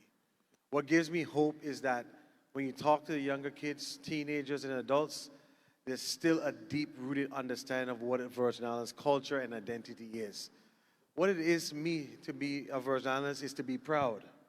And that pride is being able to look at who we are and always who we are in our lands, our sea, and our oceans. That gives me hope. What gives me hope is our ability to speak truth to power without being condemned. What gives me hope is that we are still here and having forums like these where we could be honest. But what gives me hope is in the darkest of situations. In the last 16 months, I've done 4 funerals of friends and men killed by gun violence. What gives me hope is seeing the mothers and the friends and the brothers crying and laying their friends to rest and being able to say, you know what, something has to stop. What gives me hope is the brothers who may not be on this platform, who may be on the sidelines talking to the youth man them and saying, listen, we got to stop this killing and we got to stop this violence, we got to stop this. That gives me hope that all cross sections are getting tired of the violence. What gives me hope is a mother who's still waking up at 4 o'clock in the morning to go and work. What gives me hope is the teachers who are spending extra time without overtime, but still putting in that extra work. What gives me hope is the people who are willing to stand up for what is not popular, but what is right. And that is still permeated. What gives me hope, lastly, is that we still remember deep down in the fabric of all the noise that we could be ourselves and not like everybody else. And what makes the Virgin Islands beautiful is that we are unique, we're a melting pot, we're diverse, but we have an identity that's rooted in what is truth, what is positive, and you might be unpopular, we may be small, but Attorney General, you're sitting here educated, and you may be the top of your class. No matter where we go, we shine a light, and we keep shining this light, and one day the world is going to take notice, but we have to do it and not discriminate, not look down upon people, and know that we're all here for collective society. That gives me hope, that we still love each other in spite of our differences. Thank you very much for that, Pastor George. What gives me hope? If I can be transparent, I can be real. Me. Myself give me hope. In that I know that I am that young person that was in school, that was introduced to planting marijuana and owning a gun and wanted to be a drug dealer. That was me. That was me that wanted to be a drug dealer and told myself, I'm going to run drugs. And then there was an intervention. Somebody heard that I was planting marijuana, growing it. And he came to my mother and said, those boys have better potential than that. My mother broke down in tears. That shook me. And she said something to me. She said, "Is this what I am raising you all to become?" And I was torn to the core. And I remember praying and asking God, what am I good at? He never shook the world. I never heard an audible voice. But my brother, who was a barber, I just started watching him and patterning after him. Eventually, I became a barber and became better than my brother. I cut my own hair to this very day. Good job, thank you. But I also then say, listen, what do you want to become? I went off to school and studied to become a licensed commercial pilot with the ratings instrument. Then the Lord called me to ministry. So when I see young people that are going astray, I don't look down on them. I say like John Wesley, there goes I, but for the grace of God. And so when I know what my life has turned from, man, anybody's life can turn. I wasn't a hardened criminal, but the truth is I believe that people that are going the wrong way, none of us should look down on any one of them. And let me just say this here. I believe we as a society has stopped giving people hope to a degree. I find that. I remember hardened criminals. I won't call a politician name. But I remember this politician.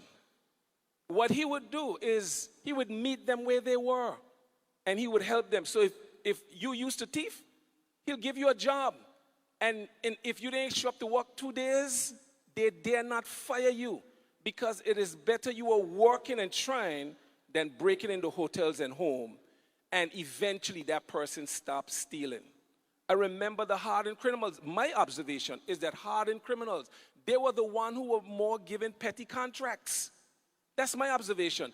They were given a chance. Some of them were given a chance, and they taught them that you can have success the right way. I believe as a society, we somehow have stopped giving those who choose a life of crime, we stopped giving them hope. And I believe we need to start. We got to return to where we used to once be. Core values. Mr. Barrett, I think you're ready now. Okay. You ready, Mr. Barrett? What give me hope? Yes. Barrett said, what give me hope is sitting up on one side of this stage and look across and see a 6-year-old boy who's now grown, who said to me, I'm going to be a politician. He entered the youth parliament, and now he's heading towards, that give me hope, man. You know how this feel, sitting over here? That give me hope, man. That's an original member over there, and he's on his way to become, he's taking your job, man. Mr. Barrett?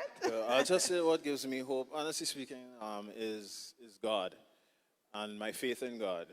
Because faith in every other area proves to fail. But we have to continue to hope.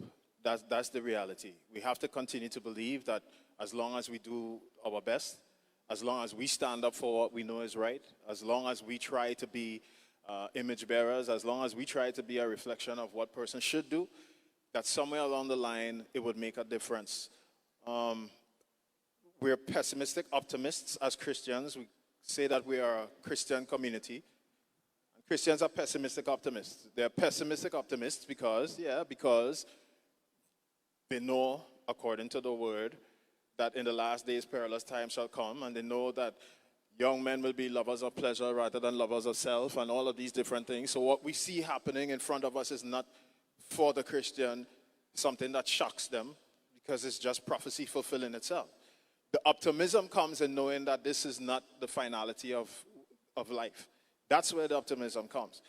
But at the end of the day, like you said, we have to do what we can. We have to continue to encourage each other. We have to continue to strengthen each other and do our best. And I just want to say one thing while I have the mic. I really want to encourage the politicians who are here tonight. I know the conversation came up again, but it is very important that we take our finances and we put some money into building a place and a space for our juveniles. They cannot keep coming up to the prison among hardened criminals. It is not the place for them. Why is a superintendent being charged with the almost impossibility of an overcrowded prison to keep a 13-year-old away from other persons, because the Mandela rules and the Tokyo rules and all these different rules speak to the importance of keeping juveniles separate and apart from. It is impossible when you have a prison that's overcrowded, that's overrun. And then we see that certain things happen, and we have certain news sites that like to discriminate, and so they'll point fingers on the superintendent because they don't work in the prison and know the great work that he's doing, all right? And the fact that in so many areas his hands are tied, but he's still doing the best that he can with what he has. You have to build a separate place and man it with the right people and resources to help our young people so that they can truly be diverted from this life of crime. Because when a juvenile goes to prison, the risk of recidivism is very high. And every time a juvenile comes back to prison, they come back for a harder crime. Thank you very much, Mr. Ricketts. I won't have the chance to let you speak again because I'm getting the eye to wrap this up. But ladies and gentlemen, thank you very much for being... Before you go, I must say... You are burning to say something. I'm burning to say something. He's burning to say something, ladies and gentlemen. Let's give him 1 minute. 1 minute. Yes. So, to the parents out there, guardians, whoever are responsible for young adults and youth, and even elderly, life and death is in the power of the tongue. I would like for all of us to speak to our young people, speak life and speak positivity into them. Let them know that they're the head and not the tail, and they're above and not beneath. Let them know that there's a way forward for them and their steps are ordered by the Lord. So we have to encourage our young people. The change we want to see starts from within the house. It starts from home. It starts from within the parents speaking into your child's life that they may go out into this world knowing that where I came from is a positive household and I'm going out into the world to create positivity. It starts within us. And what gives me hope is that our BVI is a resilient place. We, as a BVI, have the hope to come back knowing that what was done yesterday may not be done today. And what gives me hope is that a story that we, as people, as persons, our story are being written and it's not a book already closed. That is what gives me hope. And what also gives me hope is to know that, as my mentor, Mr. Angelo, say, I will know that greatness is upon us. Greatness is upon each and every single one of us. And we shall walk like it, we shall talk like it, and we shall act like it. That is what gives me hope. Thank you. Well, there was fire in that minute. That minute was well worth it, ladies and gentlemen. Thank you very much, Mr. Ricketts. It takes a village. And I think we have really leaned into that theme on this panel this evening. We've understood the importance of our core values and emphasizing and re-emphasizing our core values. The importance of having this conversation that we are having this week. We have to talk about it. We have to address the hard truths, and we have to speak positivity into all our people, young, old, offenders, non-offenders, people seeking to improve themselves. We just have to be positive and never, ever give up in this struggle. So thanks to all of you panelists, and thanks to you, ladies and gentlemen, for being such an amazing audience.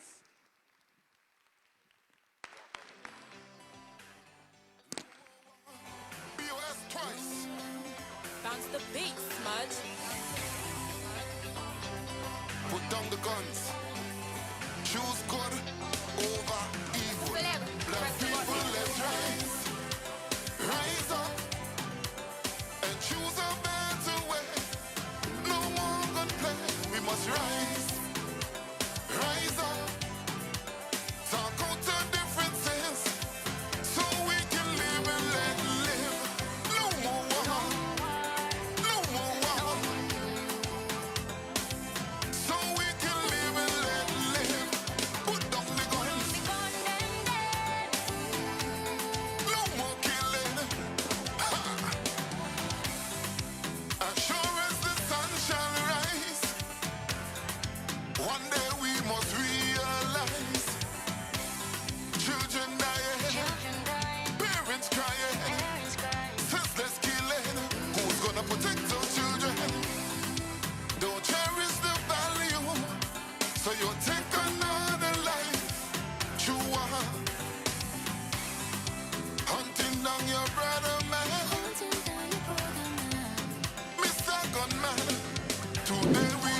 Ladies and gentlemen, we have just another section coming up shortly. Please stick and stay. Very dynamic conversations with two very, very important young people. You really want to hear this, so we're asking you to stick and stay for a few more minutes and listen to an unbelievable story. Actually, two unbelievable stories, and give us just literally 1 minute.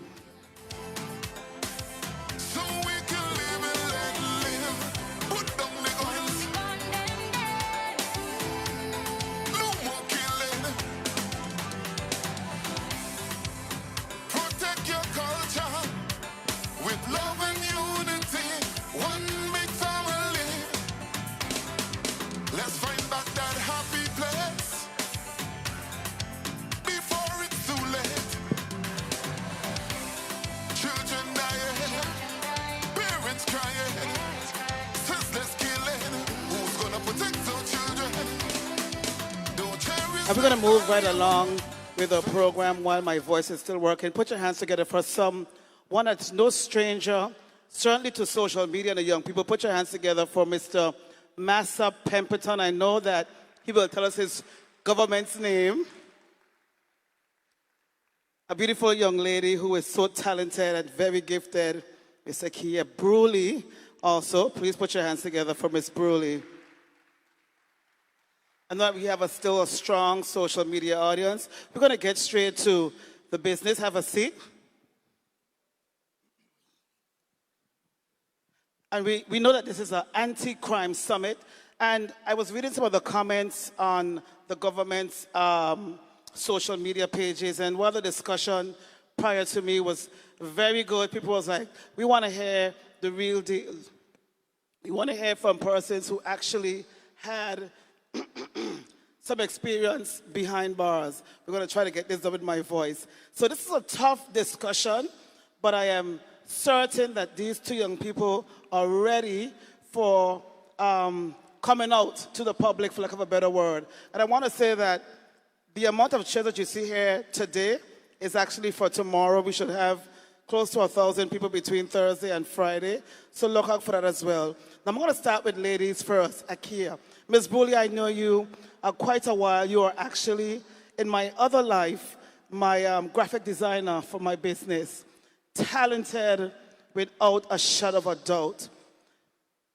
I have to say it like this. You made a mistake. And if you want to tell us what the mistake was, fine. You spent some time in prison. Walk us through that time when you heard guilty and you have to serve XY time in prison. How was that for you? Okay, well, good evening, everyone. How was it for me? From the guilty verdict, the conviction, I cried the whole time. I cried from the courthouse straight to the prison. And it was very traumatic. It was a difficult time. Especially because it happened so fast. Right. From the conviction, actually, I have to let you know, when I was convicted, I was not sentenced at the same time. I was transported to the prison, awaiting sentencing. Oh. So I had to wait there. So you didn't get to even go home? No, that's what I was about to say. Okay. It happened so fast. After the sentencing, it was just like guilty.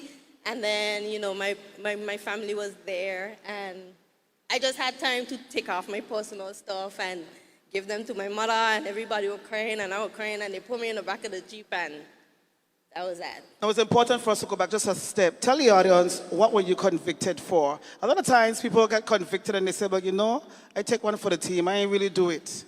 I'm not sure what your story is, but what were you convicted for on paper? Okay.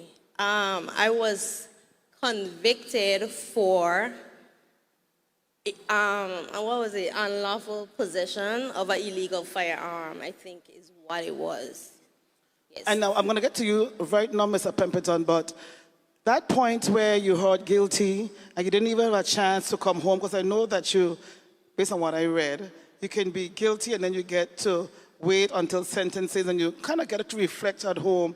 You were transported straight to the prison. Now you're a female. when you hear people are prisoners and stuff, especially the BVI, a lot of times we just assume it's the men, the gangsters, the bad boys.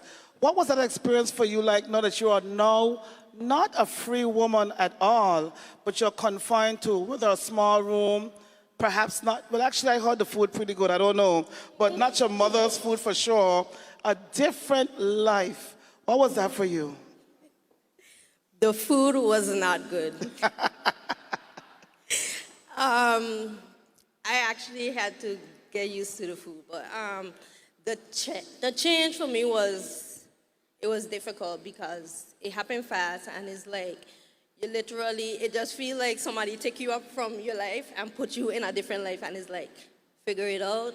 But initially when we go into the prison, there's the intake process and then there's a 2-week probation process where you're on lockdown for 23 hours. So mine lasted for 7 days, and so the whole time it was kind of like a time just for me, for myself. And it was hard. It was tough. Yeah, it was tough because you're just in a room by yourself and everything going through your head so fast, and it's like, well, for me, I could speak for me. I think even at that point, I was still weren't even comprehending what was going on. Still in shock. Yeah. Still in shock. Now, I know that this is a very emotional conversation, and just listening to you, I know it'll be emotional. Don't make me cry either, because I couldn't don't imagine. cry. I'm going to just switch gears a little bit to Mr. Pemberton. Tough man. I don't know him personally, but I know he has a very big social media presence. Now, tell me and tell the audience, what were you convicted for, one, and how did that change your life? I know I see a big wedding ring on, so something happened in between conviction, sentences, and coming out. Hello, good afternoon, everyone. My name is Massa Pemberton. And I just want to slow it down a bit.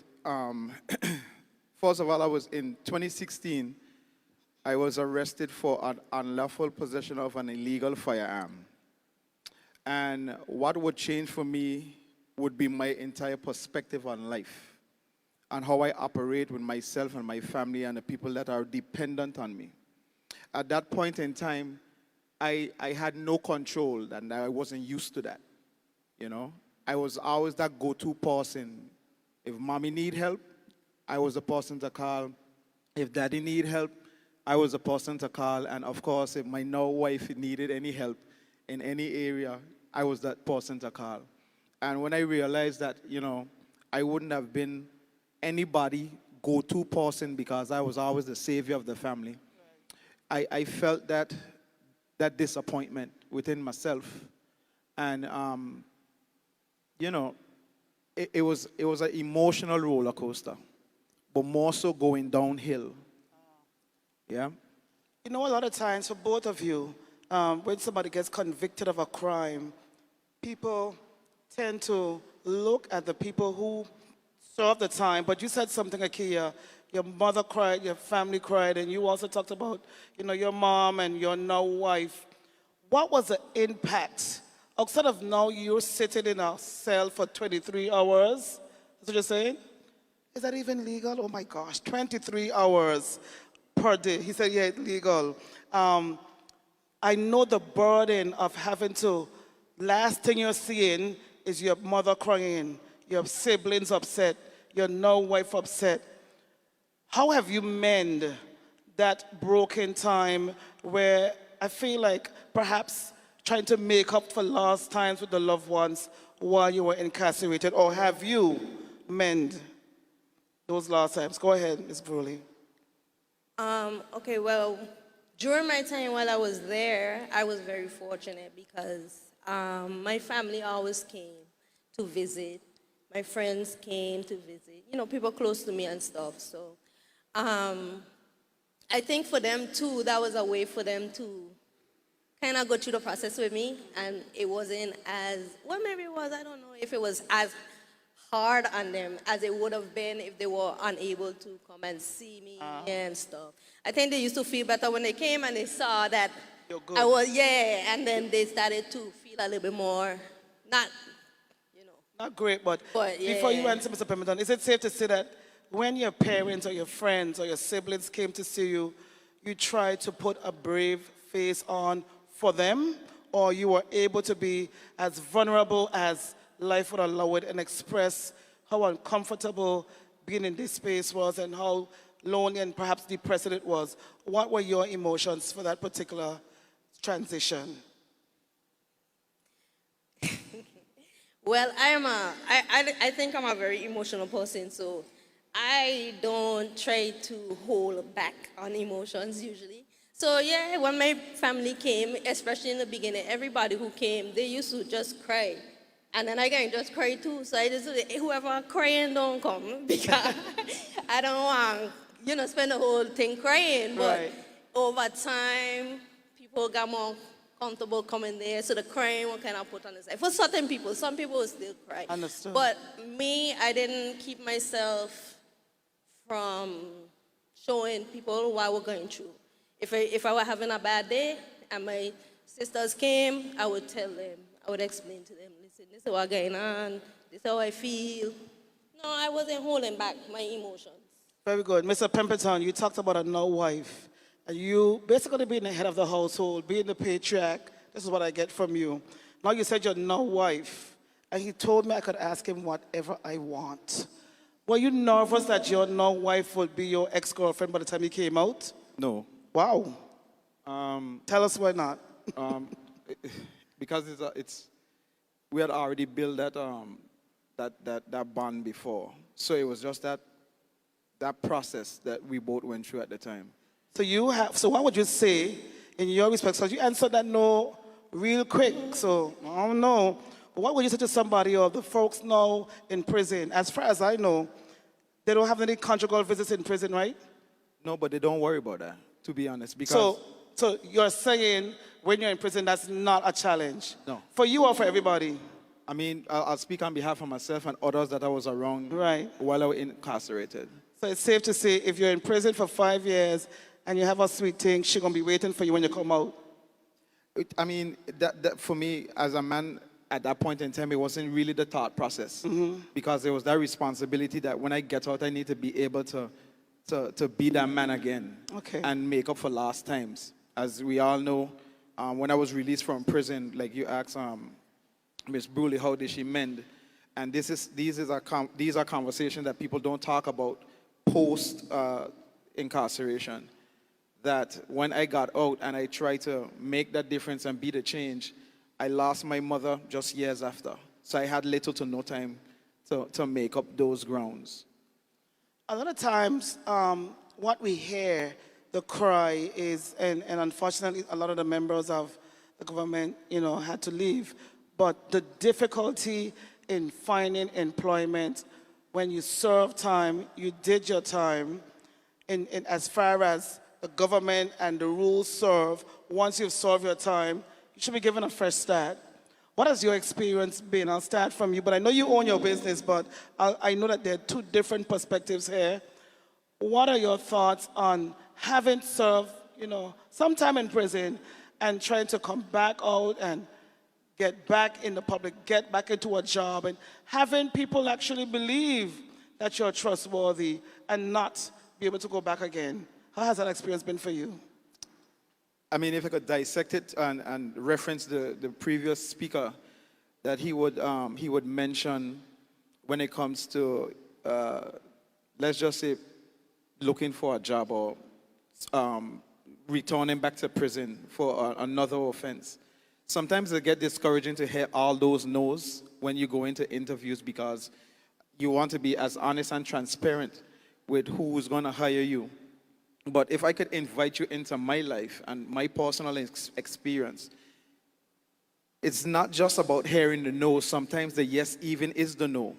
Because once you're a convicted felon, you are treated that way on the job.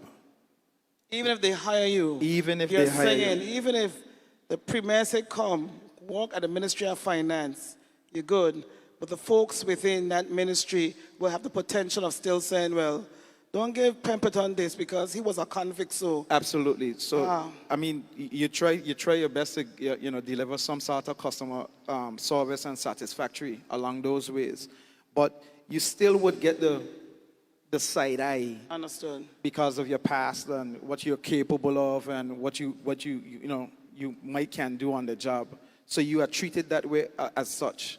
As for my previous job, my employer was the best, but the clients were not.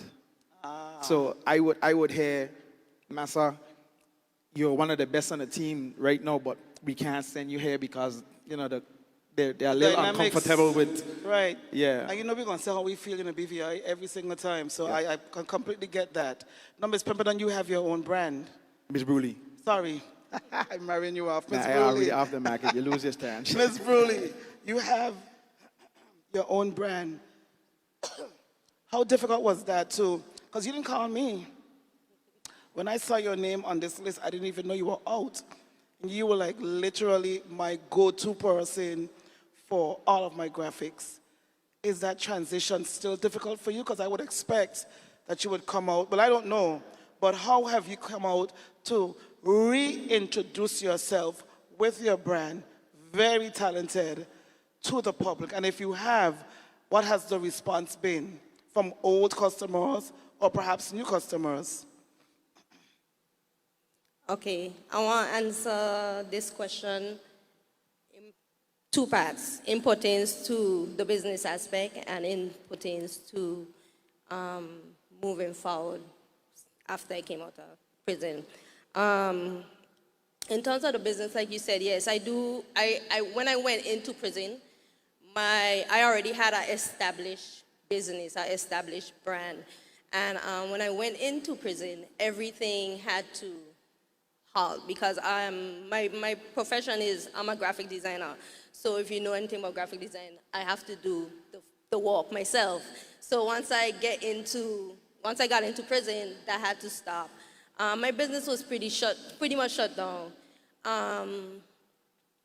Once I got into prison. While in prison, I was working. I didn't have my computer and stuff, but I was working, and it was obviously not to collect monies, but to keep myself in a place where I was still in that headspace when I come out of there that I could just keep the ball rolling and keep going. So in terms of clients, my old clients were there. I retained them. I was able to pick up some new clients since coming out of jail. So in terms of my business, I wouldn't say my business has been affected.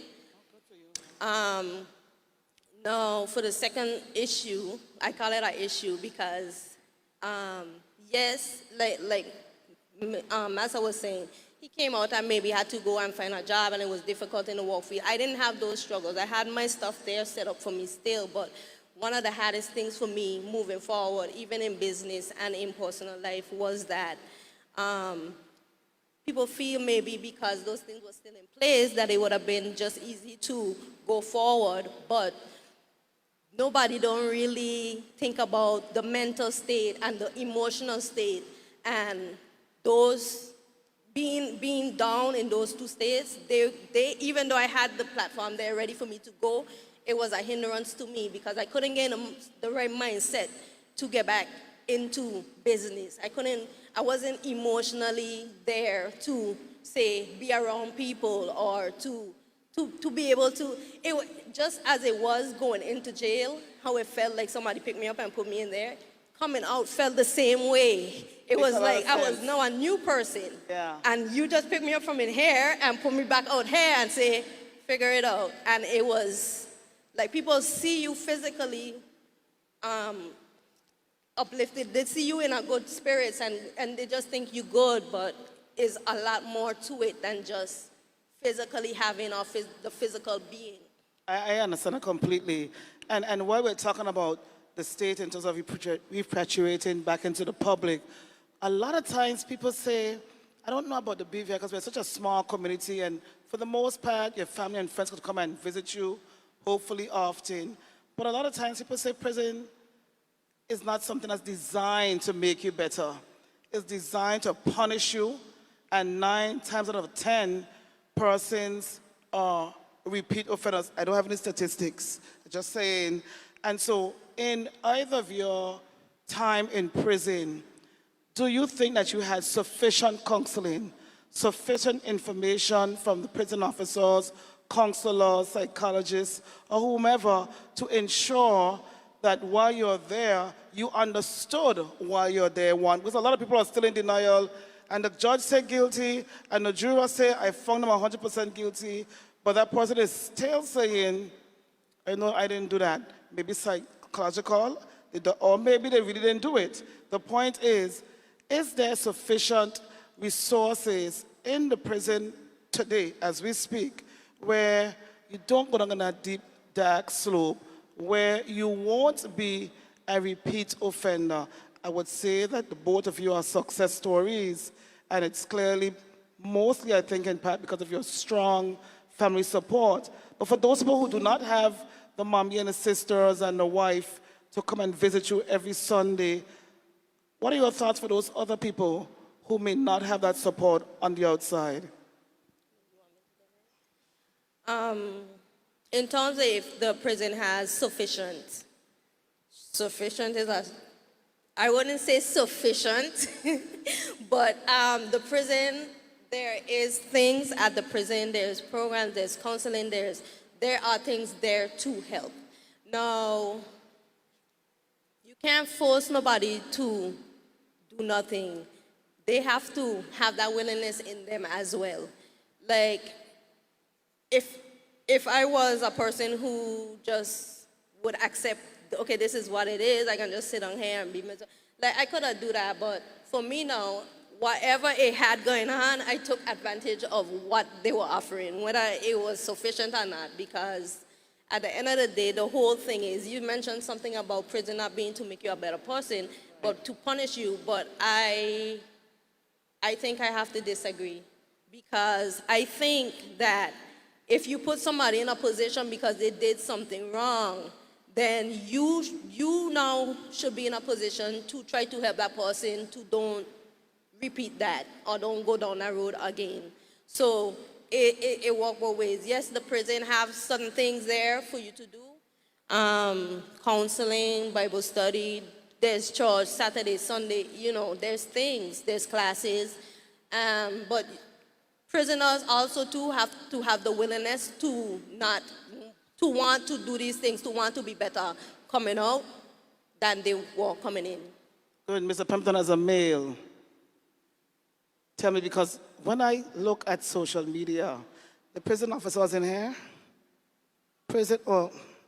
I see a lot of Gucci chain, I see weed, I literally see a party. So this is why I see it, unless, how, first of all, don't answer the question yet, because we're going to come to y'all, but how, you can't answer that, it can probably come for you, but I'm trying to figure out how does the prison system work here to rehabilitate persons when inside seems like a full-fledged party. I never in my life thought you could have Facebook and Instagram and Snapchat. Nobody ain't tell me this. I see. So as a male, Mr. Pemberton, who now on the outside, speak your piece now, because you ain't going back in there. Can't do you nothing. How is that possible? Can't do nothing. I outside now, they can't do me anything, right? So let me just get it out of the way. They can't do you nothing. Now, I don't know about now time, right, but I'm talking about in 2017, 2016 time, when you talk about sufficient programs in place to rehabilitate the minds of a criminal. At that point in time, there was some but little to none. And I'll tell you why I say that. Because you would have some prisoners that clearly have problems and mental problems when it comes to committing crimes. Even to inside of the prison was a fight for a meal, because you would have a problem with someone, and then I feel as though that the institution couldn't separate the troublemakers from the people that just trying to get by the time until that time has expired. So we've seen instances where, and again, people have lost their lives inside of the prison. Our prison here? Our prison here. People have lost their life inside of the prison because the failure to do so and protect the lives of the prisoners on the inside. As it comes to certain programs that were in the prison, and I mean, Officer Borrell, I'm going to put you on the spot here. I was one of those prisoners that went into the prison and made my own programs. Really? I was one of those prisoners that take up and say, hey, I need this space here so I could do cleaning shoes and some sort of arty projects. I was one of those prisoners, along with Ramon George, who you're going to hear from probably in the upcoming days, a part of the summit, that we would have put on basketball tournaments along with the then Minister for the 6th District, Alva Maduro Keynes. So we were one of, we had what you call a prisoners' council, we would call ourselves. It wasn't anything legit, but we were also positive people inside of the prison trying to make that change, and with hopes that we would have gotten some sort of support with the movement.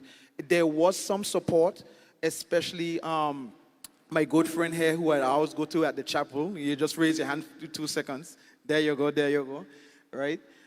We had some support, but we did have a fight to get it done. And Mr. Barrett, I didn't want you to lose your job today, but you know the fight where we had to get certain things going and on the ball. So when it comes to the rehabilitation of a criminal, I always used to say, well, geez Louise, this is a breeding ground for better criminals. Wow. It's as straight as it is, because most of the people that would mentor me inside of the prison would not be anybody of an official stature. It would be most likely a lifer that now realize this is my life and don't want that for anyone else. And I really don't want, I would call them by name, but I'll just shadow them. But these lifers are the ones that have nothing to prove to anyone inside of the prison or the facility. So you will find these people more than positive influences for the now people coming into the prison that would have that, okay, I want to be the man now. I want to prove this here to somebody. Really? Yeah. Well, you know what? I'm going to keep that same temperature. One of the things that I've learned on this stage is being able to read the room a little bit. So we're going to switch it up a little bit. I know most of you don't have the program and we are way behind, so we're going to kind of condense it very quickly. And I'll ask these two brave young people to stay on the stage with me and focus your attention on that front row as well. If there's anybody in the audience or even online that wants to ask a question, please do so now. But while I am asking the audience, I don't know, what do you call you, Chief Prison Officer? That's Superintendent of Prison. Come by the mic, sir. You're nice and sharp, so we're going to have to put you under the sledge today. Now, you heard about these. Please tell us your name first. Good afternoon, Jay Kendall, Superintendent of Prisons. I should know your name, but I didn't hear a word you said. Jay Kendall. Jay Kendall. Hi, Mr. Kendall. And please get your thoughts together. If there's any questions online, you could let me know, Ms. Samuel, please. We talked about some of the challenges in a small community. And some of the things is that we're such a small community that everybody knows everyone.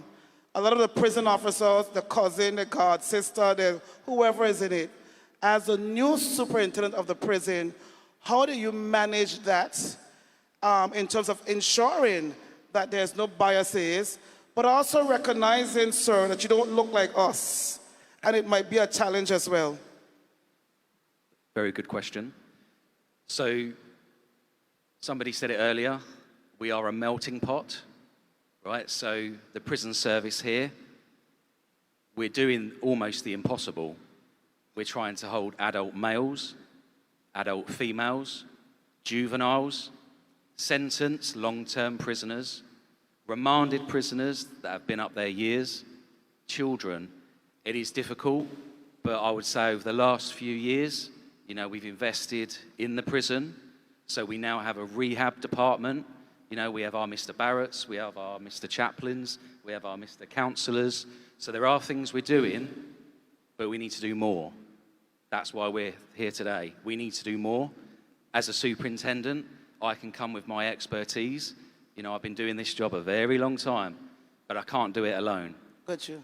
Yeah? Now sorry, go ahead. And so just one other thing to say is about the security of the prison. So I recognise what you were saying earlier. You know, before I took this job, I did my research, and the reputation was, it's the hotel up on the hill. Well, I'd like to think that isn't the reputation anymore. Unfortunately, those Instagram photographs that were taken a few years ago tend to stay and stick in people's minds. Yeah, and the prison has high walls for a reason. Okay, so lots of things happen in a prison. People are sent to prison for a reason. But I'd like to think that we have moved on, we have developed, the prison is a lot more secure, but we're also a lot more decent in what we're doing as well. Somebody said, I think it was Miss Brewley, the food is terrible. You know, that's not the same as what you're seeing on Instagram, right? So who are we going to believe here, social media or the people with lived experience? But I mean, the food isn't supposed to be great, it's prison, so. But I'll ask you this, and I promise I'll give you a minute. Governor, I'll come to you in a minute too, and please know if you have questions for these brave young souls. Oh, she said I have but I'm going to have to ask Miss Ledsam to come close to me because I would not be able to understand what's happening. Another challenge that the prison has, and I agree that things are getting better, I was told, but two things. You talked about being a melting pot, and so we have people from every single country, almost like a little New York, but we're limited in the type of counseling that we provide for prisoners. We're mostly a Christian community, but we do have Muslims, we have Hindus, we have all sort of stuff. Talk to me about other ways outside of Christianity. I promise you I want Christians to be it, but we do know that there are persons that are not Christians where you provide other services for them to not be repeat offenders because we are so small, we want to ensure that when they come out, there's no chance of them murdering, killing, raping, stealing again to go back in. Sure. So as a prison service, we have a duty to ensure our prisoners that their faith is supported and represented. We've got a full-time chaplain, and the chaplain has worked hard to increase the chaplaincy provision.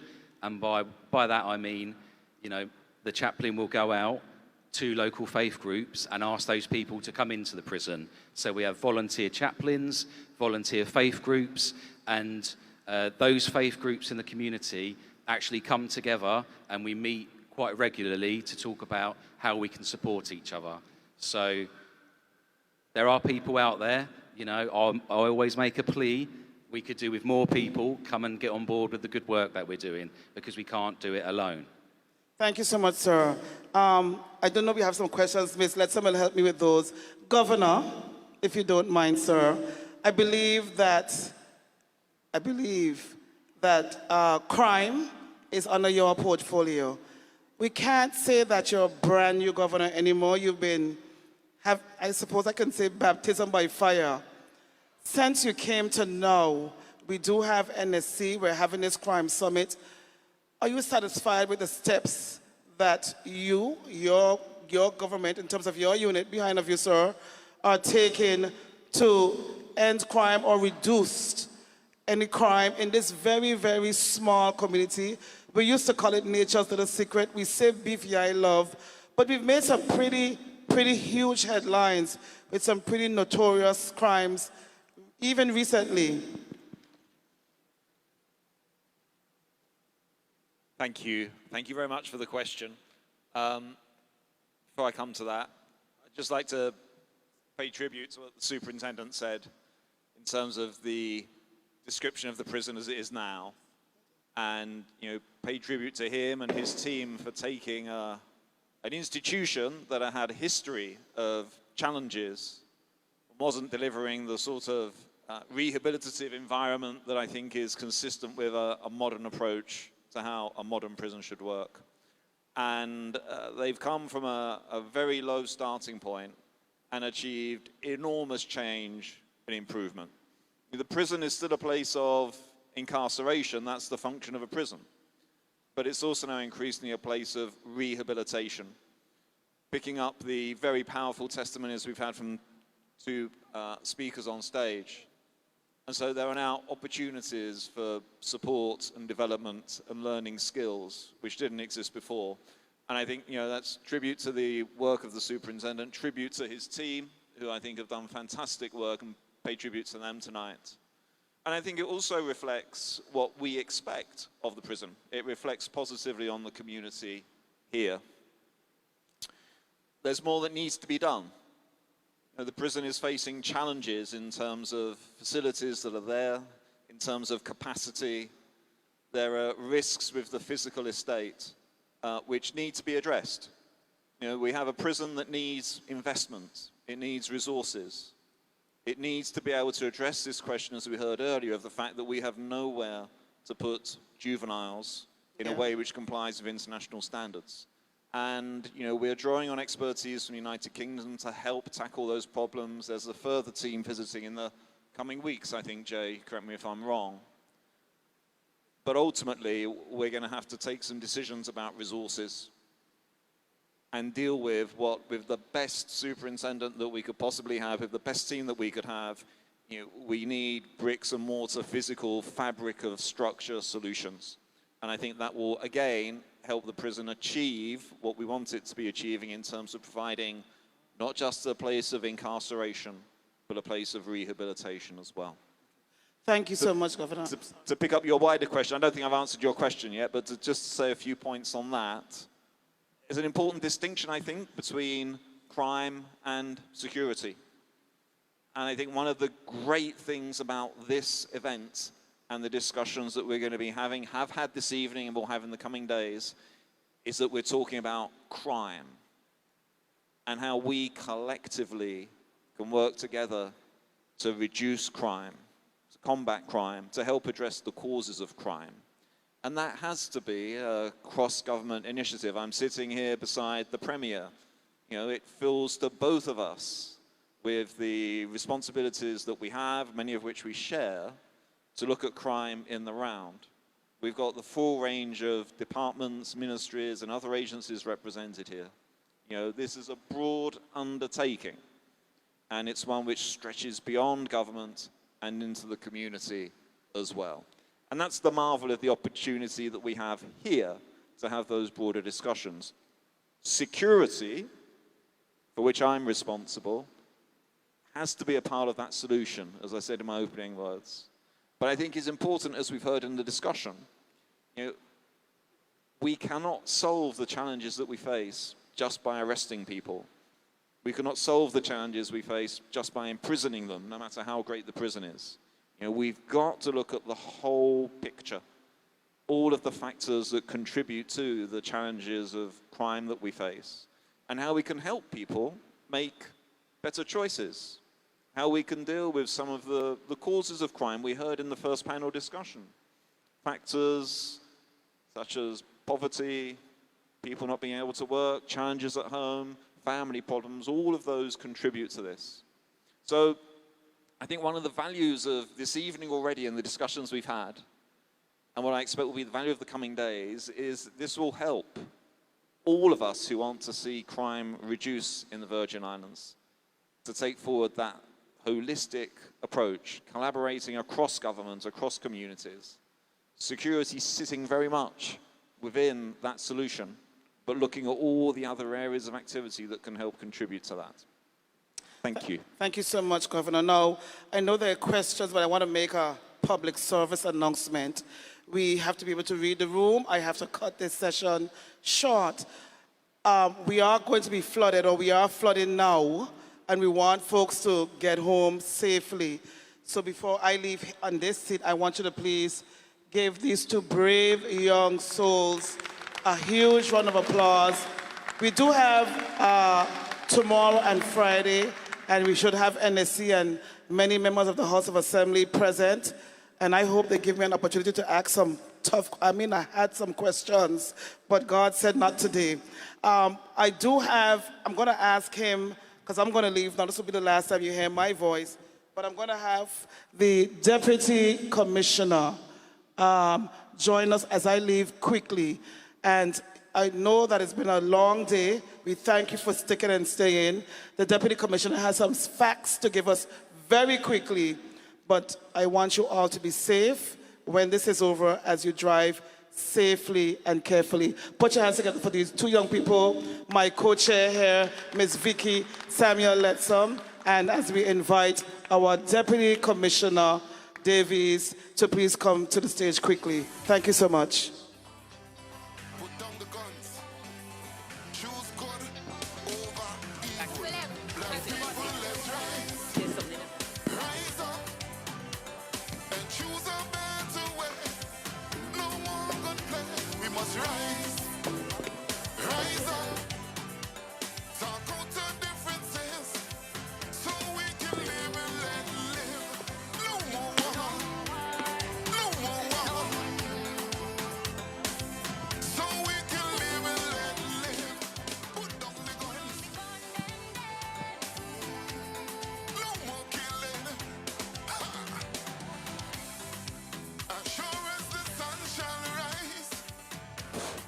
Ladies and gentlemen, good evening.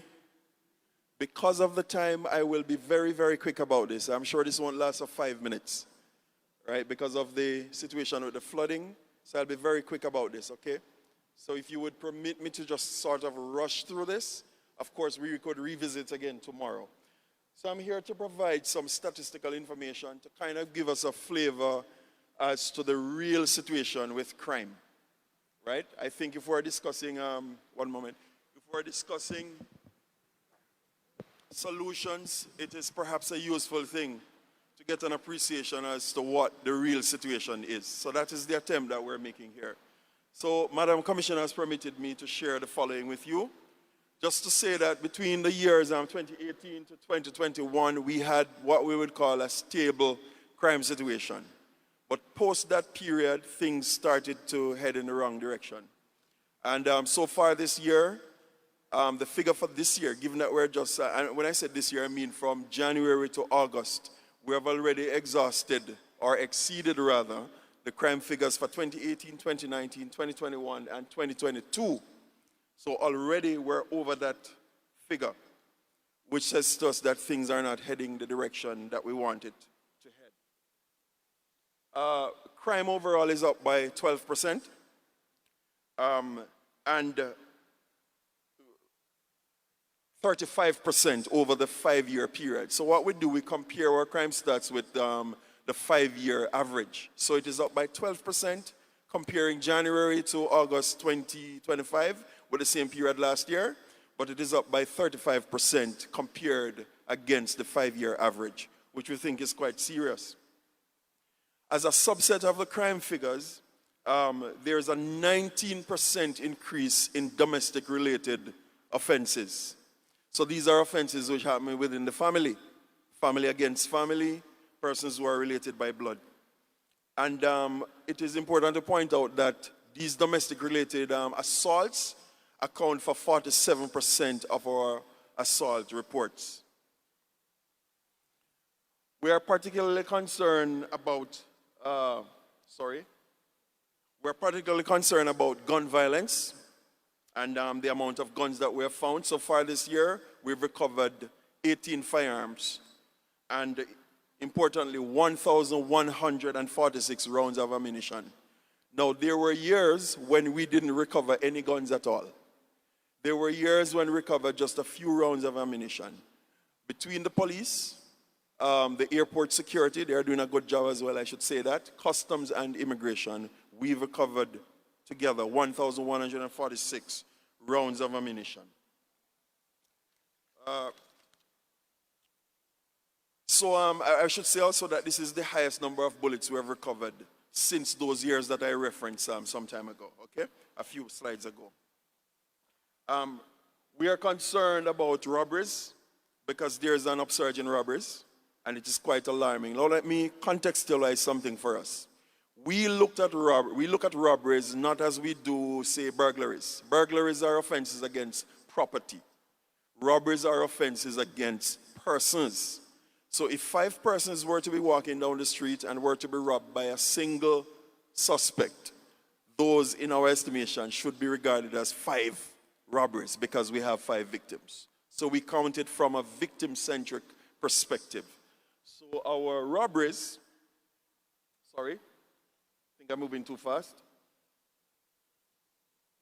Robberies went up, brace for this, by 58% compared to last year, and 131% against the 5-year average that we reference. Almost every robbery that was committed, a firearm, at least one firearm was involved, which says that this is the weapon of choice. Right, so I referenced gun violence earlier, 18 firearms recovered. There was a year, I think it was 2021, when we recovered something like 40 plus firearms. But in those cases, we went to a single house and we found a large amount of firearms. In this case, it's a single firearm after a single firearm. Madam Commissioner has been doing, searches, spot checks, stop and checks, and a lot of times we find firearms in those operations. So these are individual recoveries, which means it is more alarming than when we found a single large amount of firearm at a particular property. Okay, I hope that makes sense. I'll move on quickly. So this picture here, this is not something that was taken from Google. It is not something that was photoshopped. These were found in houses on Tortola. These are weapons of warfare, and if we were to send it somewhere like Ukraine, I think it would have made a difference with the war that they're fighting. These are weapons of warfare in Tortola. That is serious, right? But it is not all doom and gloom, okay? There are signs of progress. Some of the stats are trending in the right direction. Sexual offenses are down, I would say remarkably so, by 36% in one case. And non-dwelling burglaries, those are burglaries that happen at supermarkets and places like that, are down by 41%. We took the liberty to do a kind of a 20-year analysis of murders in the BVI, and we saw where since 2005 up to 2025, we had 81 violent incidents, and across those 81 violent incidents, we had 88 persons being killed. Now, the BVI is 31, 35,000, depending on who you speak with. That's a lot of homicides. And this does not include manslaughter and persons dying in accidents. This is murder. 88 victims across 20 years. What is stark about this is that 91% of these 88 burglaries were committed by men. Men, with just a few. I think it's one by a woman. And in almost all the cases, the victims were also male, maybe with the exception about 8 females, right? So we have seen a picture where males are killing males, and males are also killing females. Something is wrong with our males. I hope that doesn't come across as sexist or anything. So we went further, and we did a regional comparison. Now let me just put something in context here. The BVI does not have 100,000 people. But for international comparisons, the standard is to use murder per 100,000. To do otherwise would run into trouble. It would be a statistical impossibility. So let us assume that if BVI had 100,000 people, the murder rate would be 16 per 100,000 based on the figures. And we're looking at the figures for 2025 so far. That is way behind the Cayman Islands, for instance, which would reflect 5 per 100,000. So it says to us, we're not as bad as Anguilla, which is seeing an upsurge. It is saying we're not as bad as, say, Turks and Caicos. And we're not as bad as Montserrat. Remember, it's a comparison. Montserrat has only a few murders. But because the population is about 6,000 people thereabout, then it comes across as a high figure. The figures said to us that, I want to go back to this picture as I end. I want us to really focus on that. The figures said to us that it is not too late, but we are just in time. It's not too late, but we're just in time. So the figures tell us that something is wrong. The figures tell us that interventions, when they do it together in the past, they have worked, as evidenced by the numbers which are trending in the right direction. But the figures are also saying to us, this is a siren, this is an alarm. And if we don't do something about it now, then it might just reach a stage where it's too late. So the figures have spoken, they have thrown down the gauntlet, so to speak. Question is, what will we do together? That's the presentation. I'm through.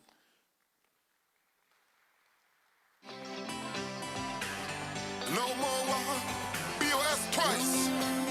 Bounce the beat, smudge. Put down the guns. Choose good over evil. Black people, let's rise. Rise up and choose a better way. No more gunplay. We must rise. Rise up. Talk out the differences so we can live and let live. No more war. No more war. So we can live and let live. Put down the guns. No more killing. Just saying thank you all for sticking and staying. Please get home safely. Remember, tomorrow, bearing good weather, we will be here expecting lots of students, and also Friday, as well as members of the House of Assembly and NSC. Thank you all. Thank you, sir, for sticking out. Once again, be careful. Drive safely as you get home. Hunting down your brother.